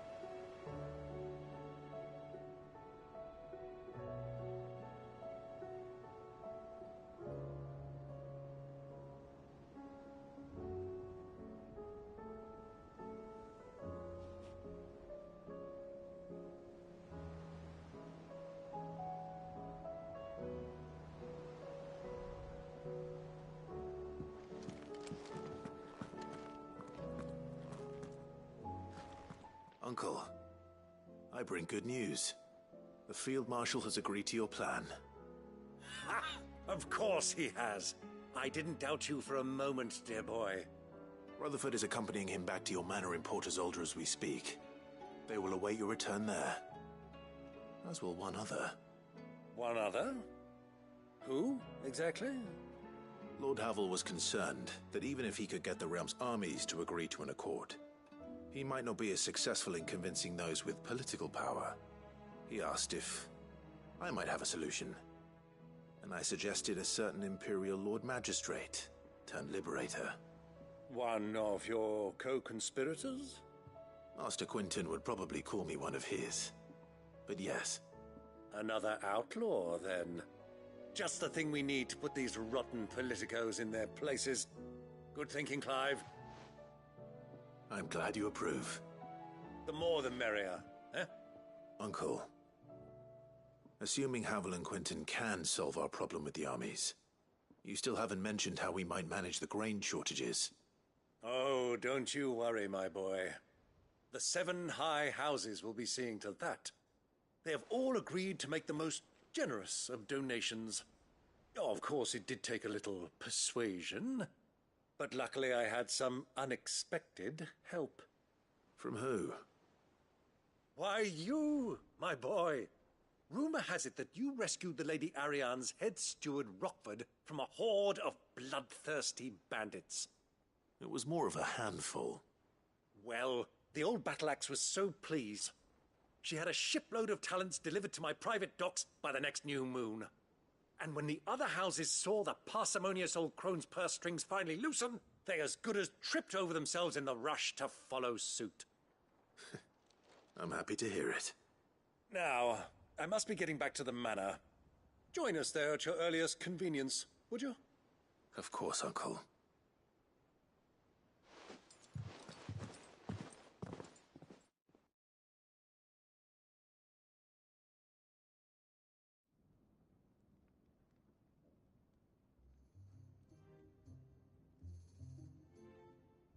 And how, pray tell, will we get that grain to the capital if the roads are still overrun with Akashic? You'll find another bloody road. I only have so many men, and I'm not about to send them headlong into an ether flood. That is, unless you'd have them turn as well. Well, I'd certainly eat less. Says the man with a belly bigger than a band of curls. My soldiers actually need their rations. Without any food to keep them going, they'll be dead even before you've sent them on your fool's errand. If I may, gentlemen, perhaps I might suggest an alternative approach. Though supply routes are indeed disrupted, there is no shortage of ships. Indeed, they bob away in every bay from here to Randalar, awaiting a safe haven. Allow them to make port and fill their bellies full of grain. And once those who crowd the cities are fed, ferry the displaced back to the countryside to work the fallow fields. But I'm sure that you wish to continue your discussion. Forgive the interruption. 2 such firm friends as yourselves need no help from the likes of me. Rutherford spoke fondly of the great bond between you. Us? Friends? I can't stand the man. Clive, I'm beginning to question the quality of the company you keep. And what kind of company are you expecting him to keep? The man's a criminal. Criminal? How dare you? You are not fit to breathe the same air as this fine, upstanding young gentleman. Upstanding? He calls himself Sid the Bloody Outlaw! Once more onto the breach.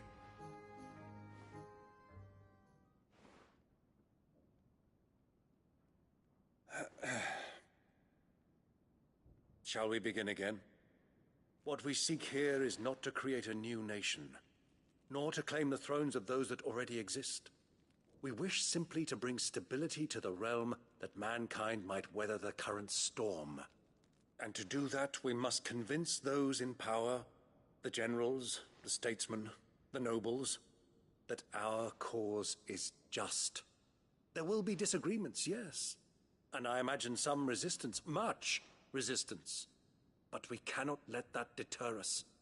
If we show them the path, show them that we walk it ourselves, then I am confident they will follow.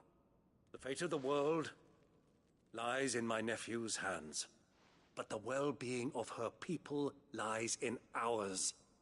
And we must not squander the chance that Clive has given us. Uncle Byron, Now, with that settled, let's move on to the signing of the Accord. For what great moment in history hasn't been accompanied by a little ceremony?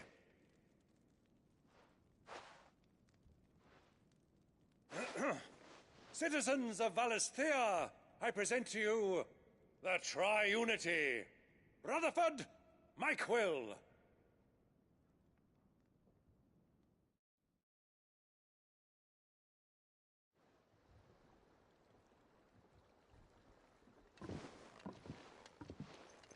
Well, my boy, the stage is set. That it is. This is the role you were born for. Now I ask only that you trust in the talents of your supporting cast. We shall play our parts to the best of our abilities, that you might have the opportunity to shine. The realm needs its Sir Crandall. And there is no better Crandall than you, Clive. I want you to keep this signed accord as proof of our faith in you. I will. Thank you, Uncle.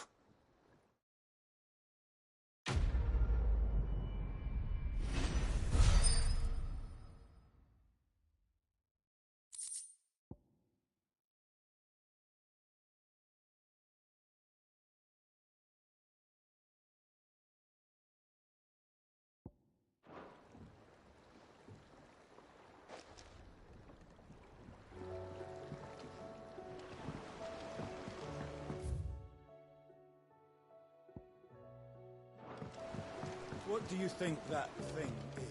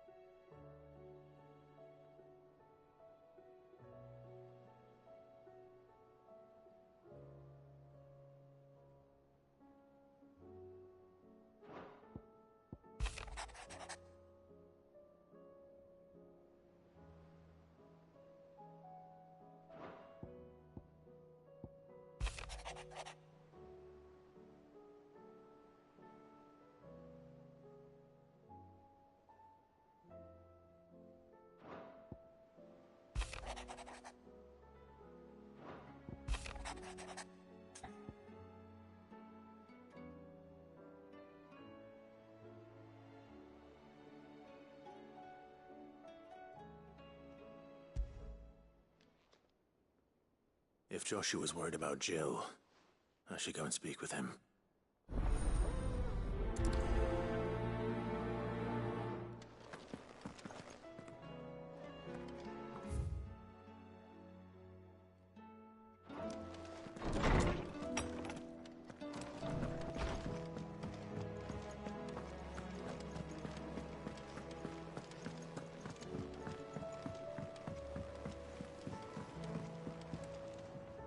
Joshua, I read your message. You're right. Jill is different.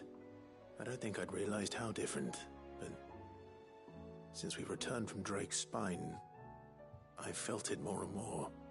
I suppose it's not hard to imagine why. She doesn't think she belongs anymore. And that's why we need to remind her she is still one of us. To let her know that we still need her, now more than ever.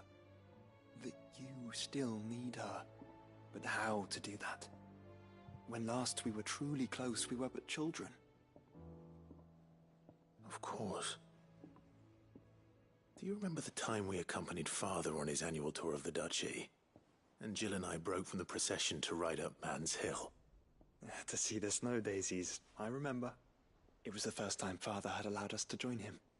And when he realized you were missing, he had the entire retinue down to the pot boys combing the countryside. In the rain. A thunderstorm forced us to take refuge in a grove of oaks before we'd even made it halfway there. It was the Lord Commander who finally found us, and needless to say, he was none too pleased. Then it seems you and Jill have unfinished business. What do you say? Man's Hill. It's not that far. Oh, true. Though I suspect it is also much changed. Little in southern Rosaria remains as it was when we were children. You're saying I should go and scout the area for bandits? I'm saying we should first go and see if there are actually still any snow daisies left. What would you do without me, Clive?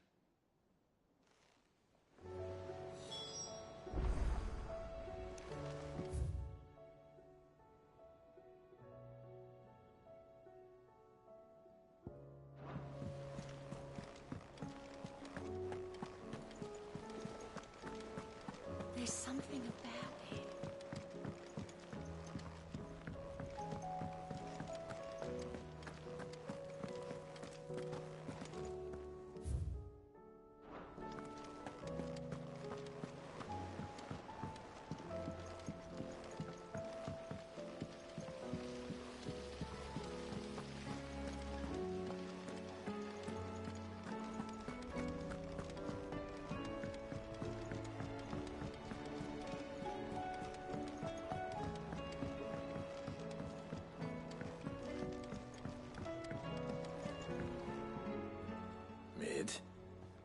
Tell me this is all you need.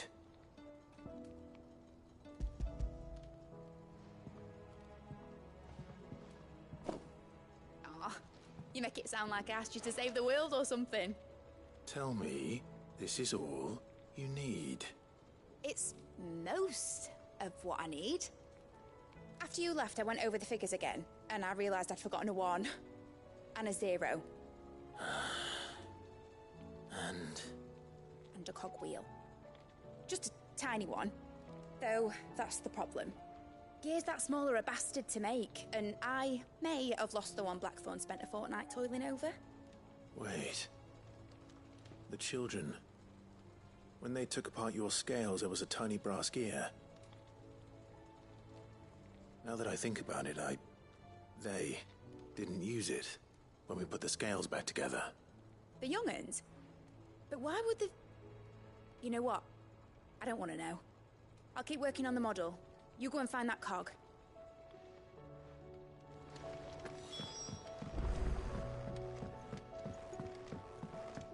Has Midadol mentioned a new project yet? Sid! Is Mid still hiding from us? She wasn't hiding. She's fine. She's just busy working on her next project. A new invention? What is it? What is it? Is it an airship? I bet it's an airship! Do you think she'll let us help? That just so happens to be why I'm here. She needs something special, something only you three can provide. A brass gear. A tiny one. One that might fit on, say, a set of scales. Oh, the one you forgot! We remember! We saved it, just in case. It's in the bag of bits.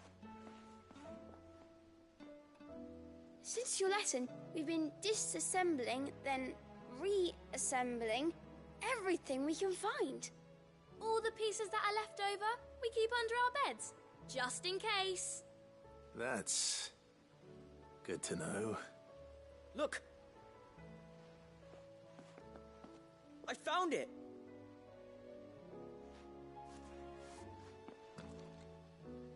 Is that all? Just the gear? We have more parts if Mid needs them. That's all for now. But I'll let Mid know about your hoard. Just in case. Thanks, Sid.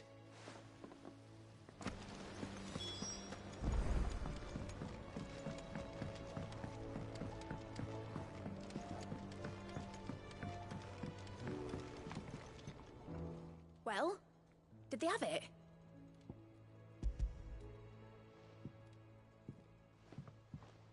They did. And they kept it somewhere nice and safe. Will it work? Will it work? It's perfect! You're a genius, Clive. What exactly are you going to use it for? Only the most important job of all. The wings aren't going to move on their own. But with the right cog in the right place, well, you just wait and see.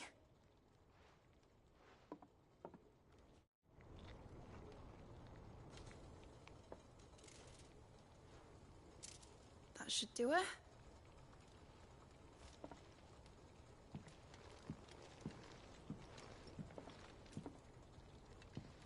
Here goes nothing.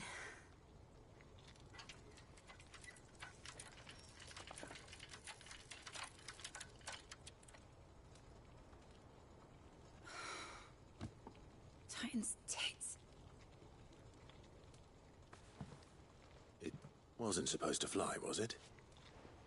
Of course it was supposed to fly. Wouldn't be much of an airship if it didn't.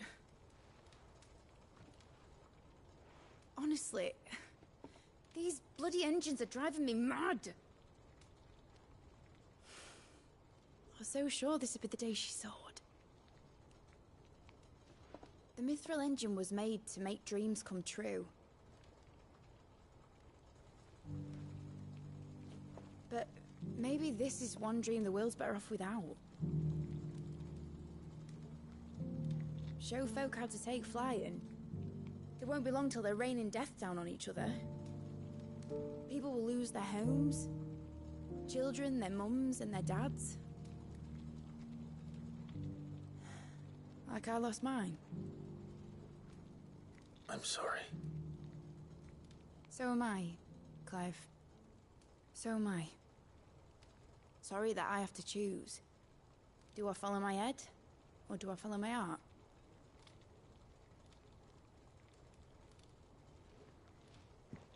Good question. The first time I stood on the deck of your ship, felt the wind in my hair. It was like I was flying. But imagine how it would feel to actually do it. My dad always said there were two ways of living life. Chasing a dream or shuffling to your grave. And he were right. I like to admit it. People need dreams to chase. Especially in a world like this.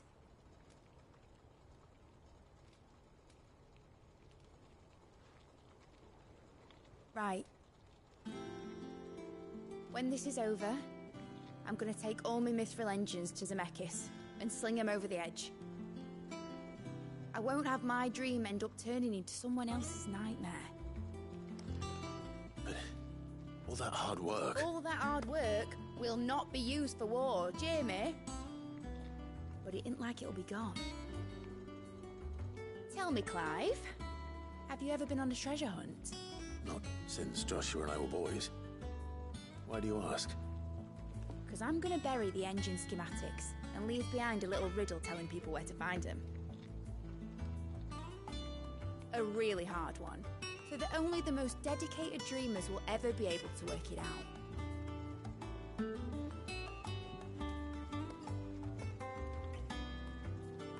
Ooh, I can picture it now. some daft general squinting at the words with a gormless expression on his mug. Like that one, yeah. Right.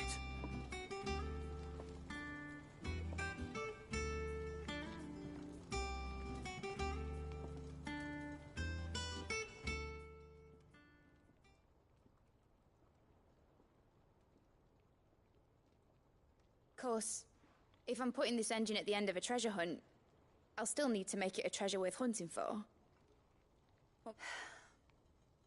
My dad always said, dream big. But it ain't the size of a dream that's important, is it, Clive? Only that it's a good one. And I reckon I've got a fair few good uns left in me.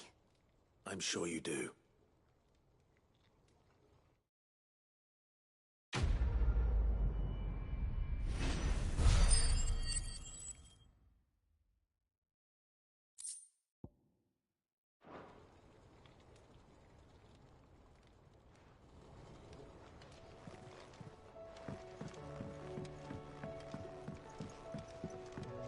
Has...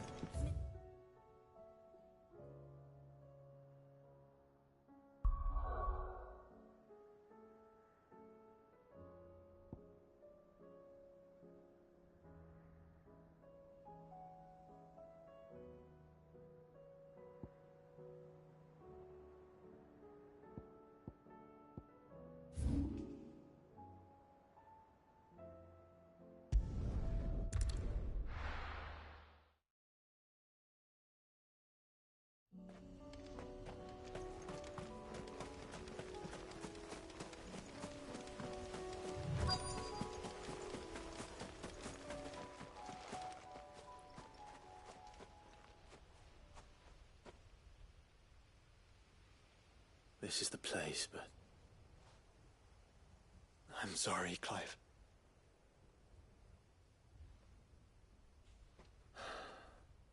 There's nowhere been spared. What do we do now? We keep looking. Man's Hill cannot be the only place where snow daisies grow. Perhaps, but... it's the only place I know of. Knew of. Then why not ask someone who might know of another? Someone at the backyard? To the hideaway, then.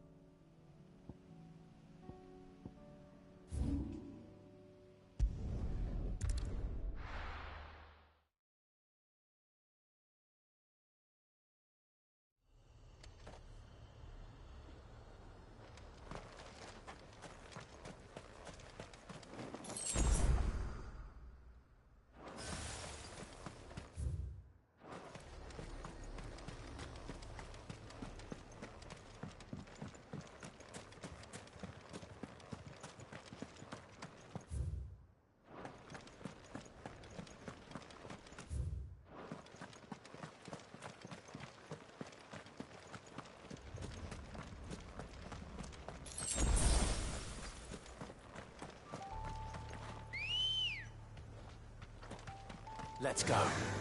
Run like the wind.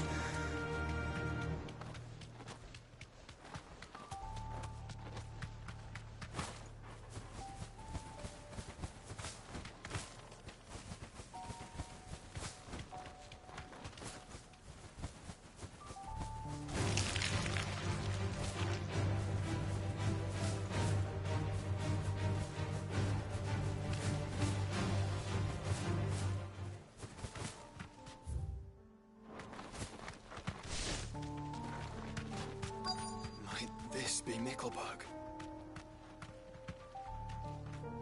Thanks, Gal.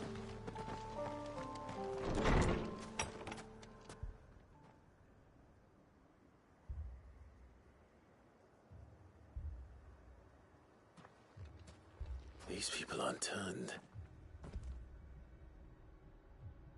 And they're village seems safe enough at least.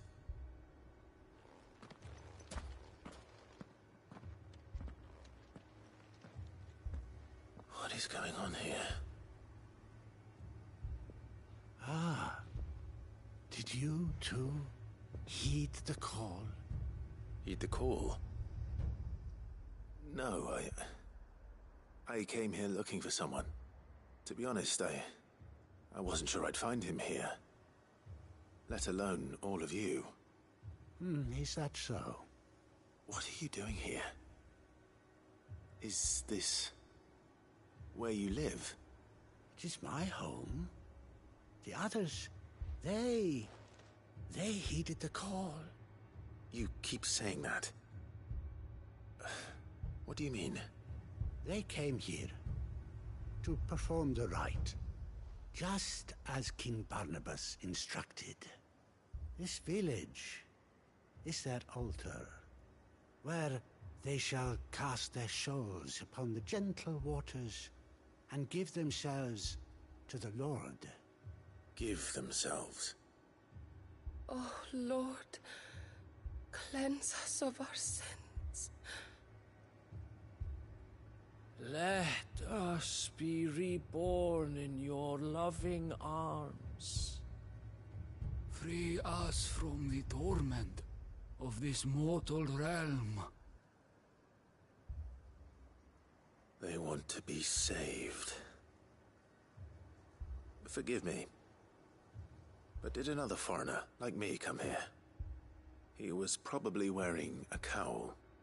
You mean the traveler from Stone? Yes. He's staying at my house, toward the rear of the village. Thank you. If you don't mind, I'll go and greet him. They seek the same salvation Barnabas did. Bring us salvation. At least the third chair still lives. Let's go and find him.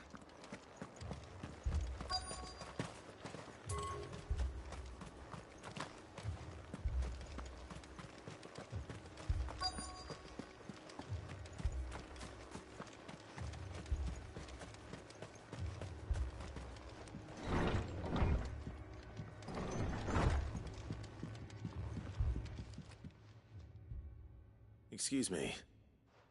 Are you with the Undying? I am. And so it would appear, are you? Lord Rosfield, if I am not mistaken. That's right. And you must be the third chair. I am. Cyril was worried for your safety. He sent me to find you. Then I must apologize. I did not mean to trouble the bearer of the burning quill. Much less you, my Lord Marquis. He said that you had failed to report. Is there a reason for that? I came here to study the followers of this new faith. But the more I learned of them, the more my own faith began to falter. You have seen them at their prayers, have you not? They devote themselves to the veneration of their Lord with a fervor I have never seen before. Praying night and day that they might be rid of their wicked wills and reborn in their Saviour's light. Not that they might be granted respite from their worldly woes, but so that they might continue to serve him. Serve him with all of their beings. I, too, swore to devote my life to the service of my Lord and Master, but this... 'tis different. It is more. And so I would see it through to the end. See these people safe, that they might achieve their dream. That they might do their duty to their Lord. Even if it should keep me from doing my duty to mine. You do understand what their dream is, don't you? I do, my lord. They would cast aside their wills and become Akashic. I know that it may be hard to believe, but to these people, that is the very essence of salvation. Forgive me, my lord. but I must remain here. If you are to return to Master Cyril, I would consider it a great... Did you hear that, my lord? Something is happening. I'll go and find out what. Stay here.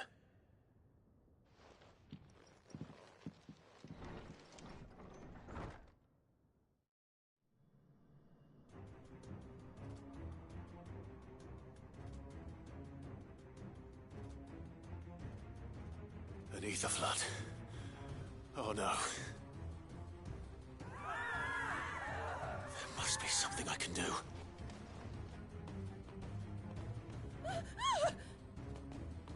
Echoes as well. Found her.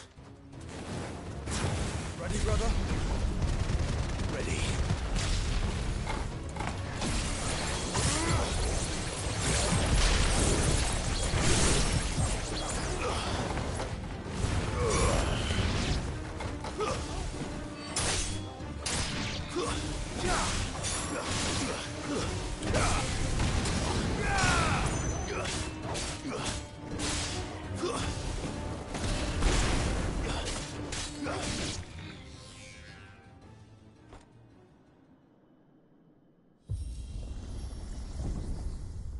What now?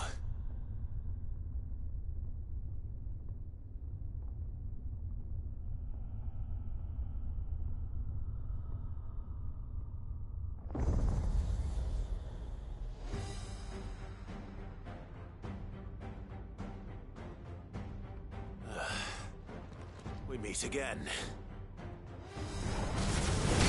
I've killed your kind before.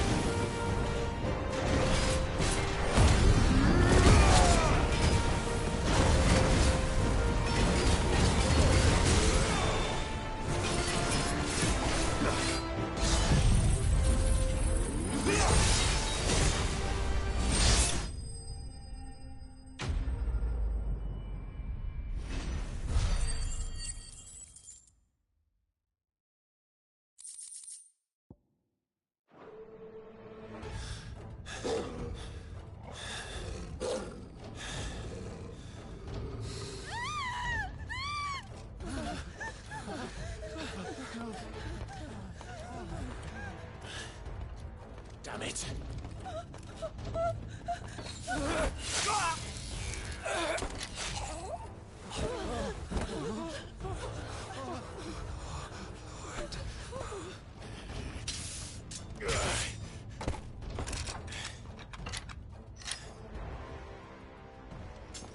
Don't you die. Come on, speak to me. I had to save them, that they might have a chance to find true salvation by devoting themselves to the service of their Lord,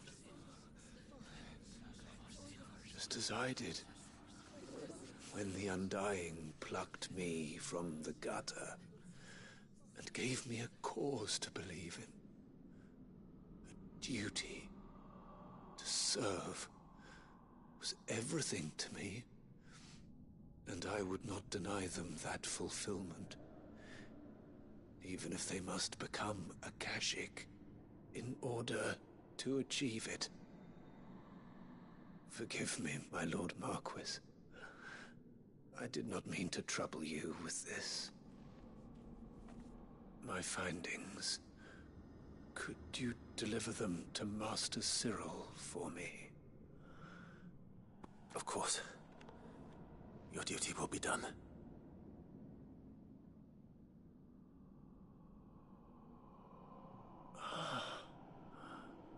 Look, my lord. They are saved.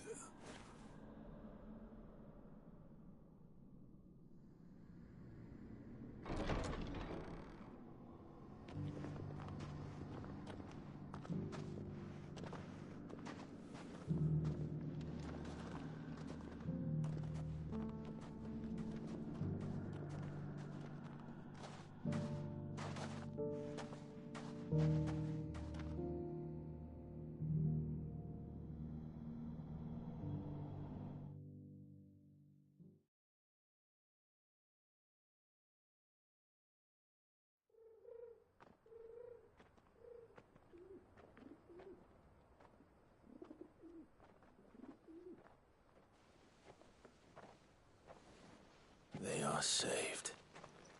Found her. I should get this report to Cyril.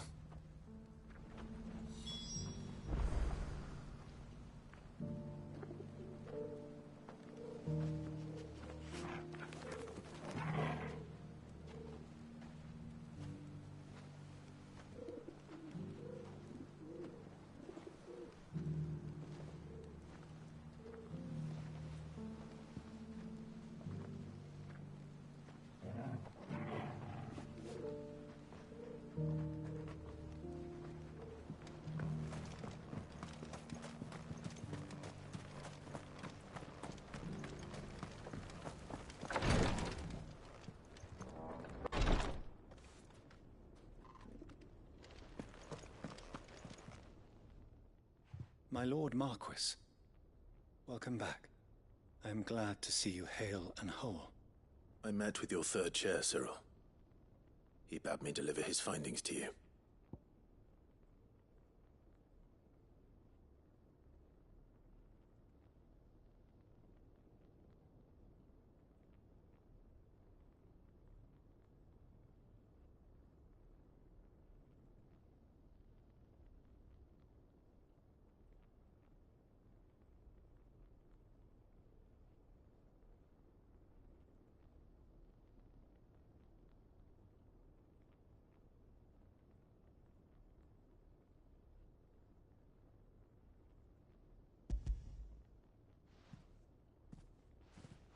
Thank you, my lord. He remained in Ash? He died protecting the villagers from an echo. I buried him in Mickelberg. I'm sorry that I couldn't save him. If you could not save him, no one could. The villagers, they were believers in this savior cult. They prayed to their god that they might be unburdened of their wills. Then an ether flood came, and their wish was granted. Your brother sacrificed himself that they might live, even knowing that that life was death by another name. Then he perished defending liberty. A hero's end. For the right to choose how one dies is no less sacred than the right to choose how one lives. Sid would agree. He wanted to build a world where people could die on their own terms. A noble ambition. To die for one's cause is the most perfect expression of one's faith. It matters not how misguided others might judge one's decision to be. Only that the decision is one's own. We live according to the teachings of our order. We believe in them, we protect them, and yes, we die for them. For better or worse, that is our creed.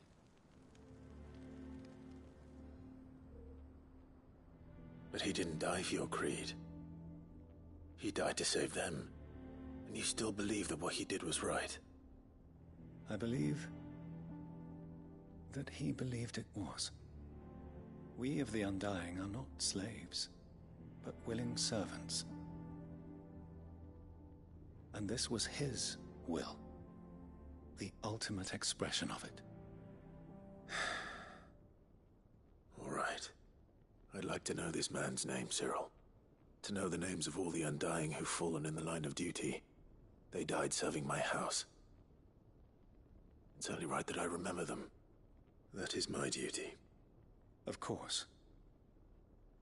I shall fetch the Book of Martyrs at once. My lord, it has been, and shall ever be, the greatest honor of my life to serve House Rosfield. Though our duties may differ, yours is no less important. I pray with all my heart for your success. And were they here, I have no doubt but that every one of my fallen brothers and sisters would feel the same.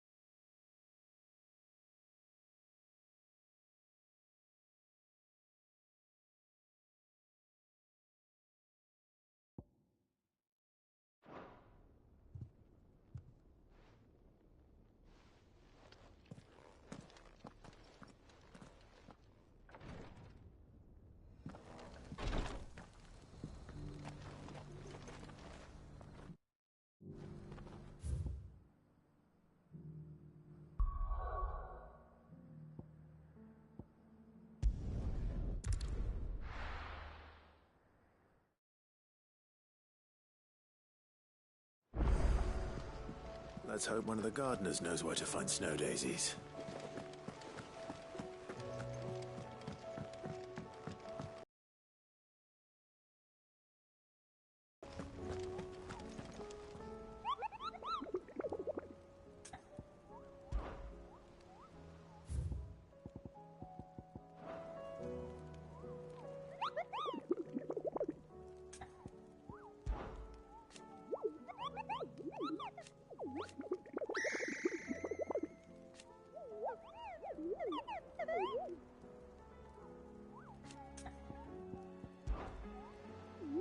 You're not from the forest.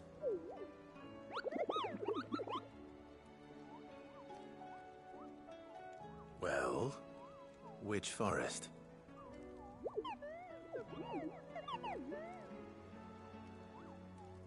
Then what were you going to tell me?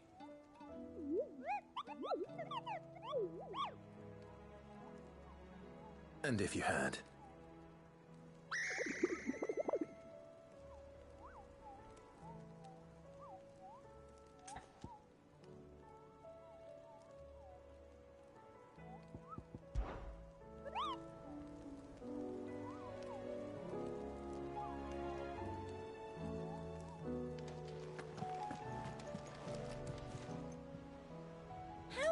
help you today, Clive? You earned this.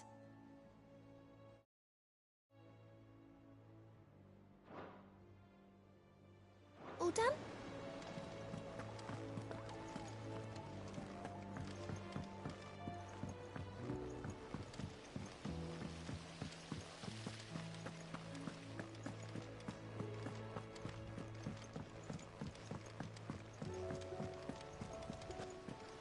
Do you think Sid will tell us about his adventures in Ash?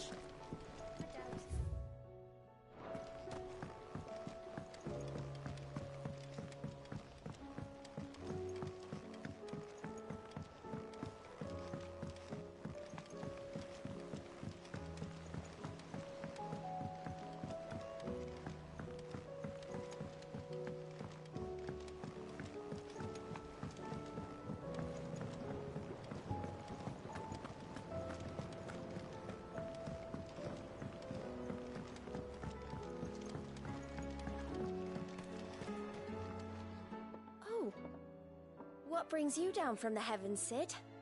I need your advice. Joshua and I are looking for a place where snow daisies grow.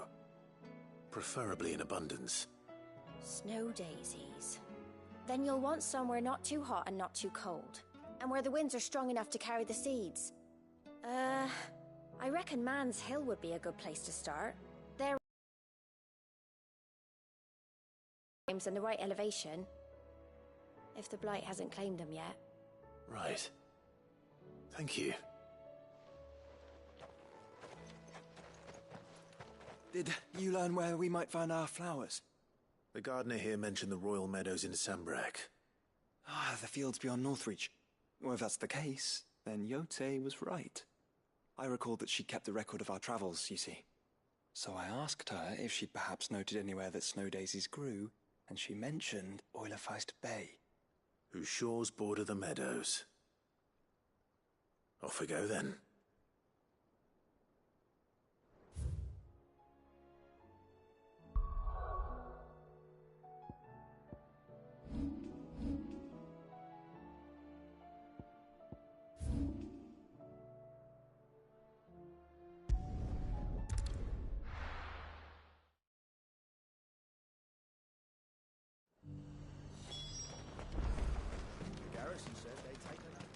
And how might I help the garrison today?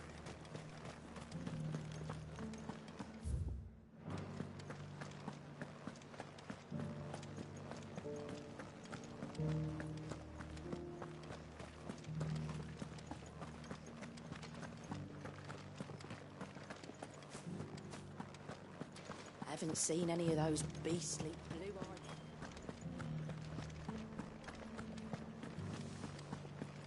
Do be careful.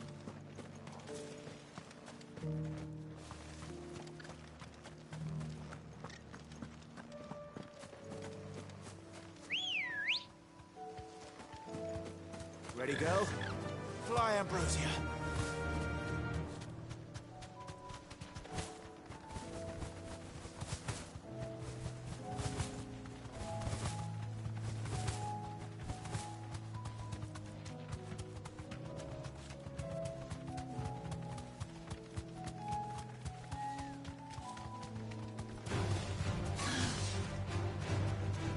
The meadows are vast. Where do we even start? Yote mentioned the coastline. We can start there.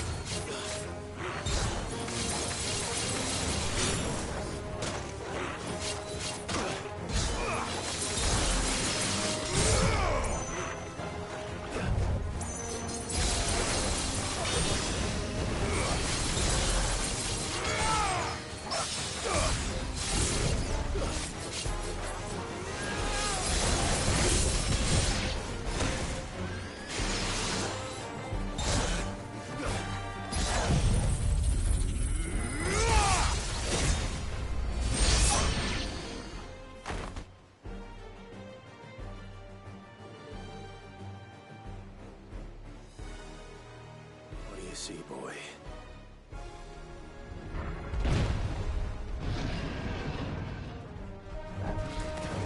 Let's hope this is the last one. Only one way to find out.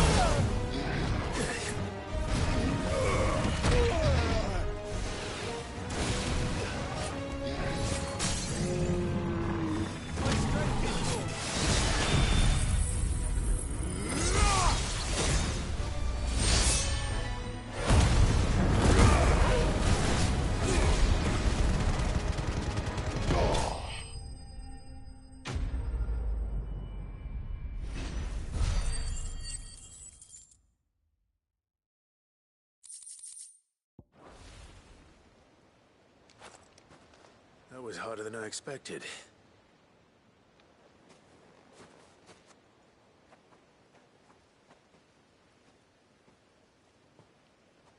But found her. It was worth it. They're beautiful. Do you think Jill will like them? She'll love them. Come on. Let's go.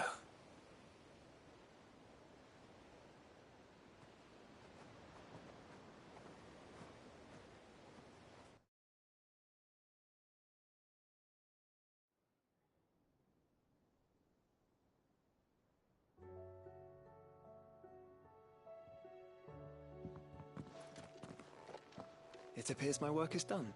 The rest, as they say, is up to you. Well, you and the skies. We wouldn't want another thunderstorm now, would we?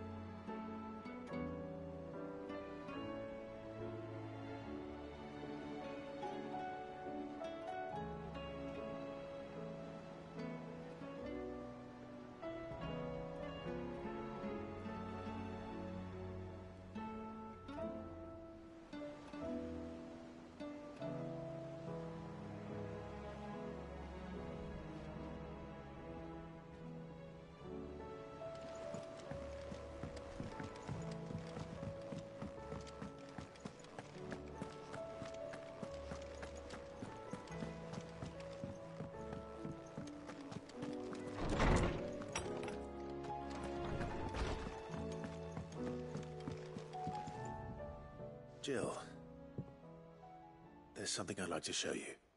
There is? And where might this something be? It's, not here. Now, I know this is sudden, but how would you fancy a trip to Oriflamme?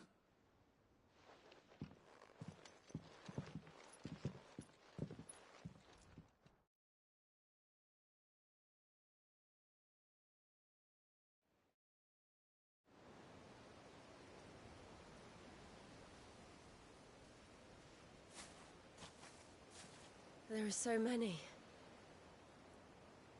This is what you wanted to show me.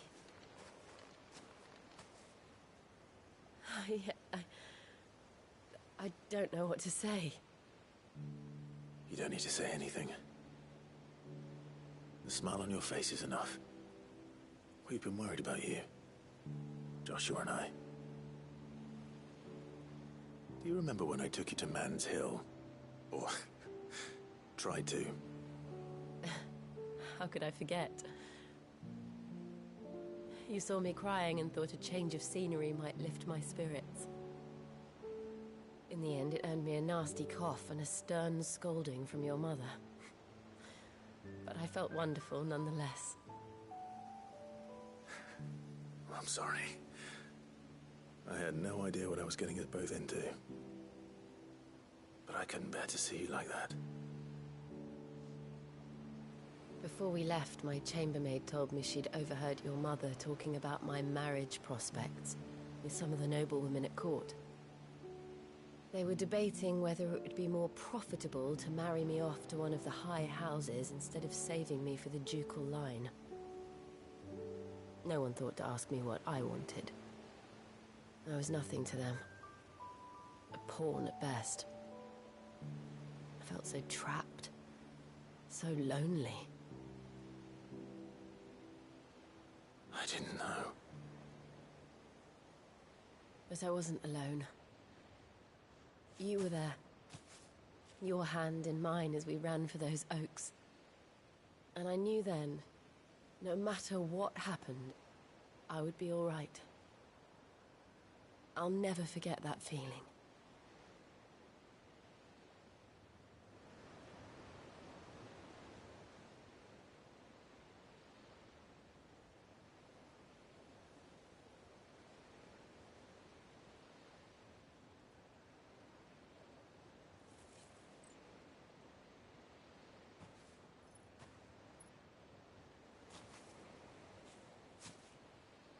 Before we broke camp, the morning after the storm,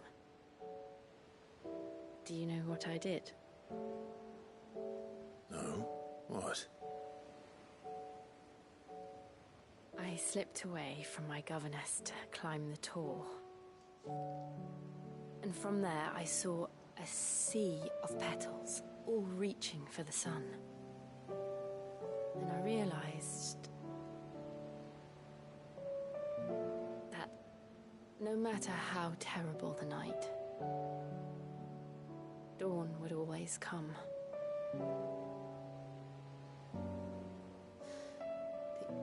That you would always come for me. And you have. Again and again.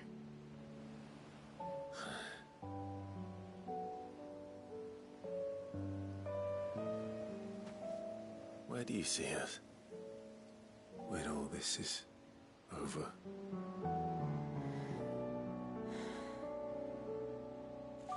I don't know.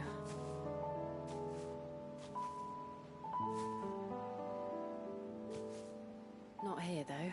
I think I've outgrown the twins. After everything we've been through, the realm just seems so small. I'll need some space to spread my wings. Then that's what you'll have.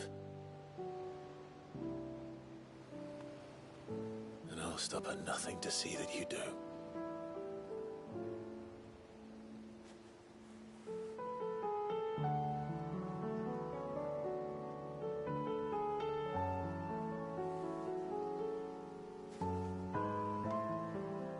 was much good at garlands. But it'll have to do. I'll treasure it forever.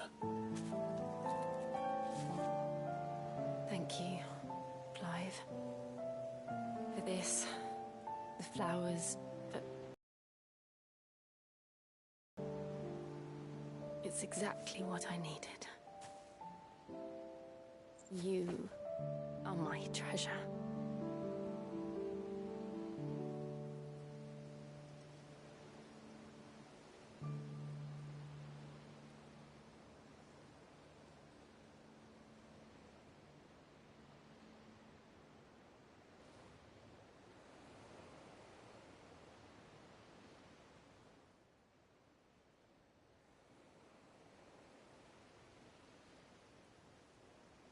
We should probably be getting back.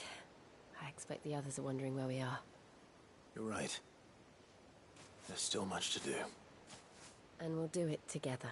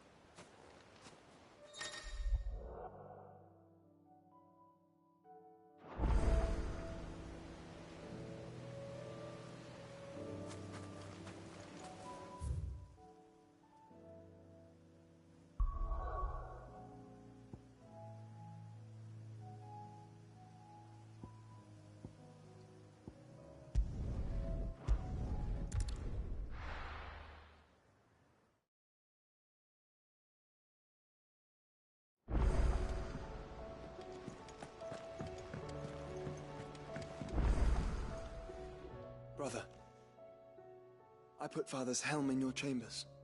He should be with you when his vision is finally realized. Thank you, Joshua. For everything. Don't mention it.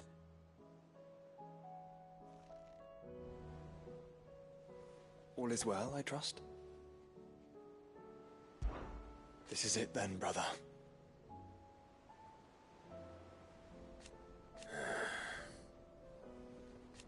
Indeed.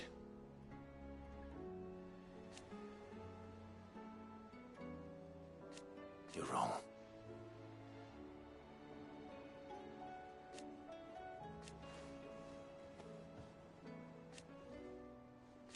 Of course. Shall we then?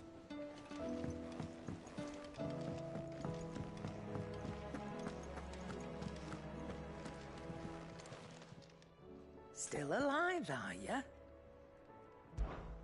Go on, then.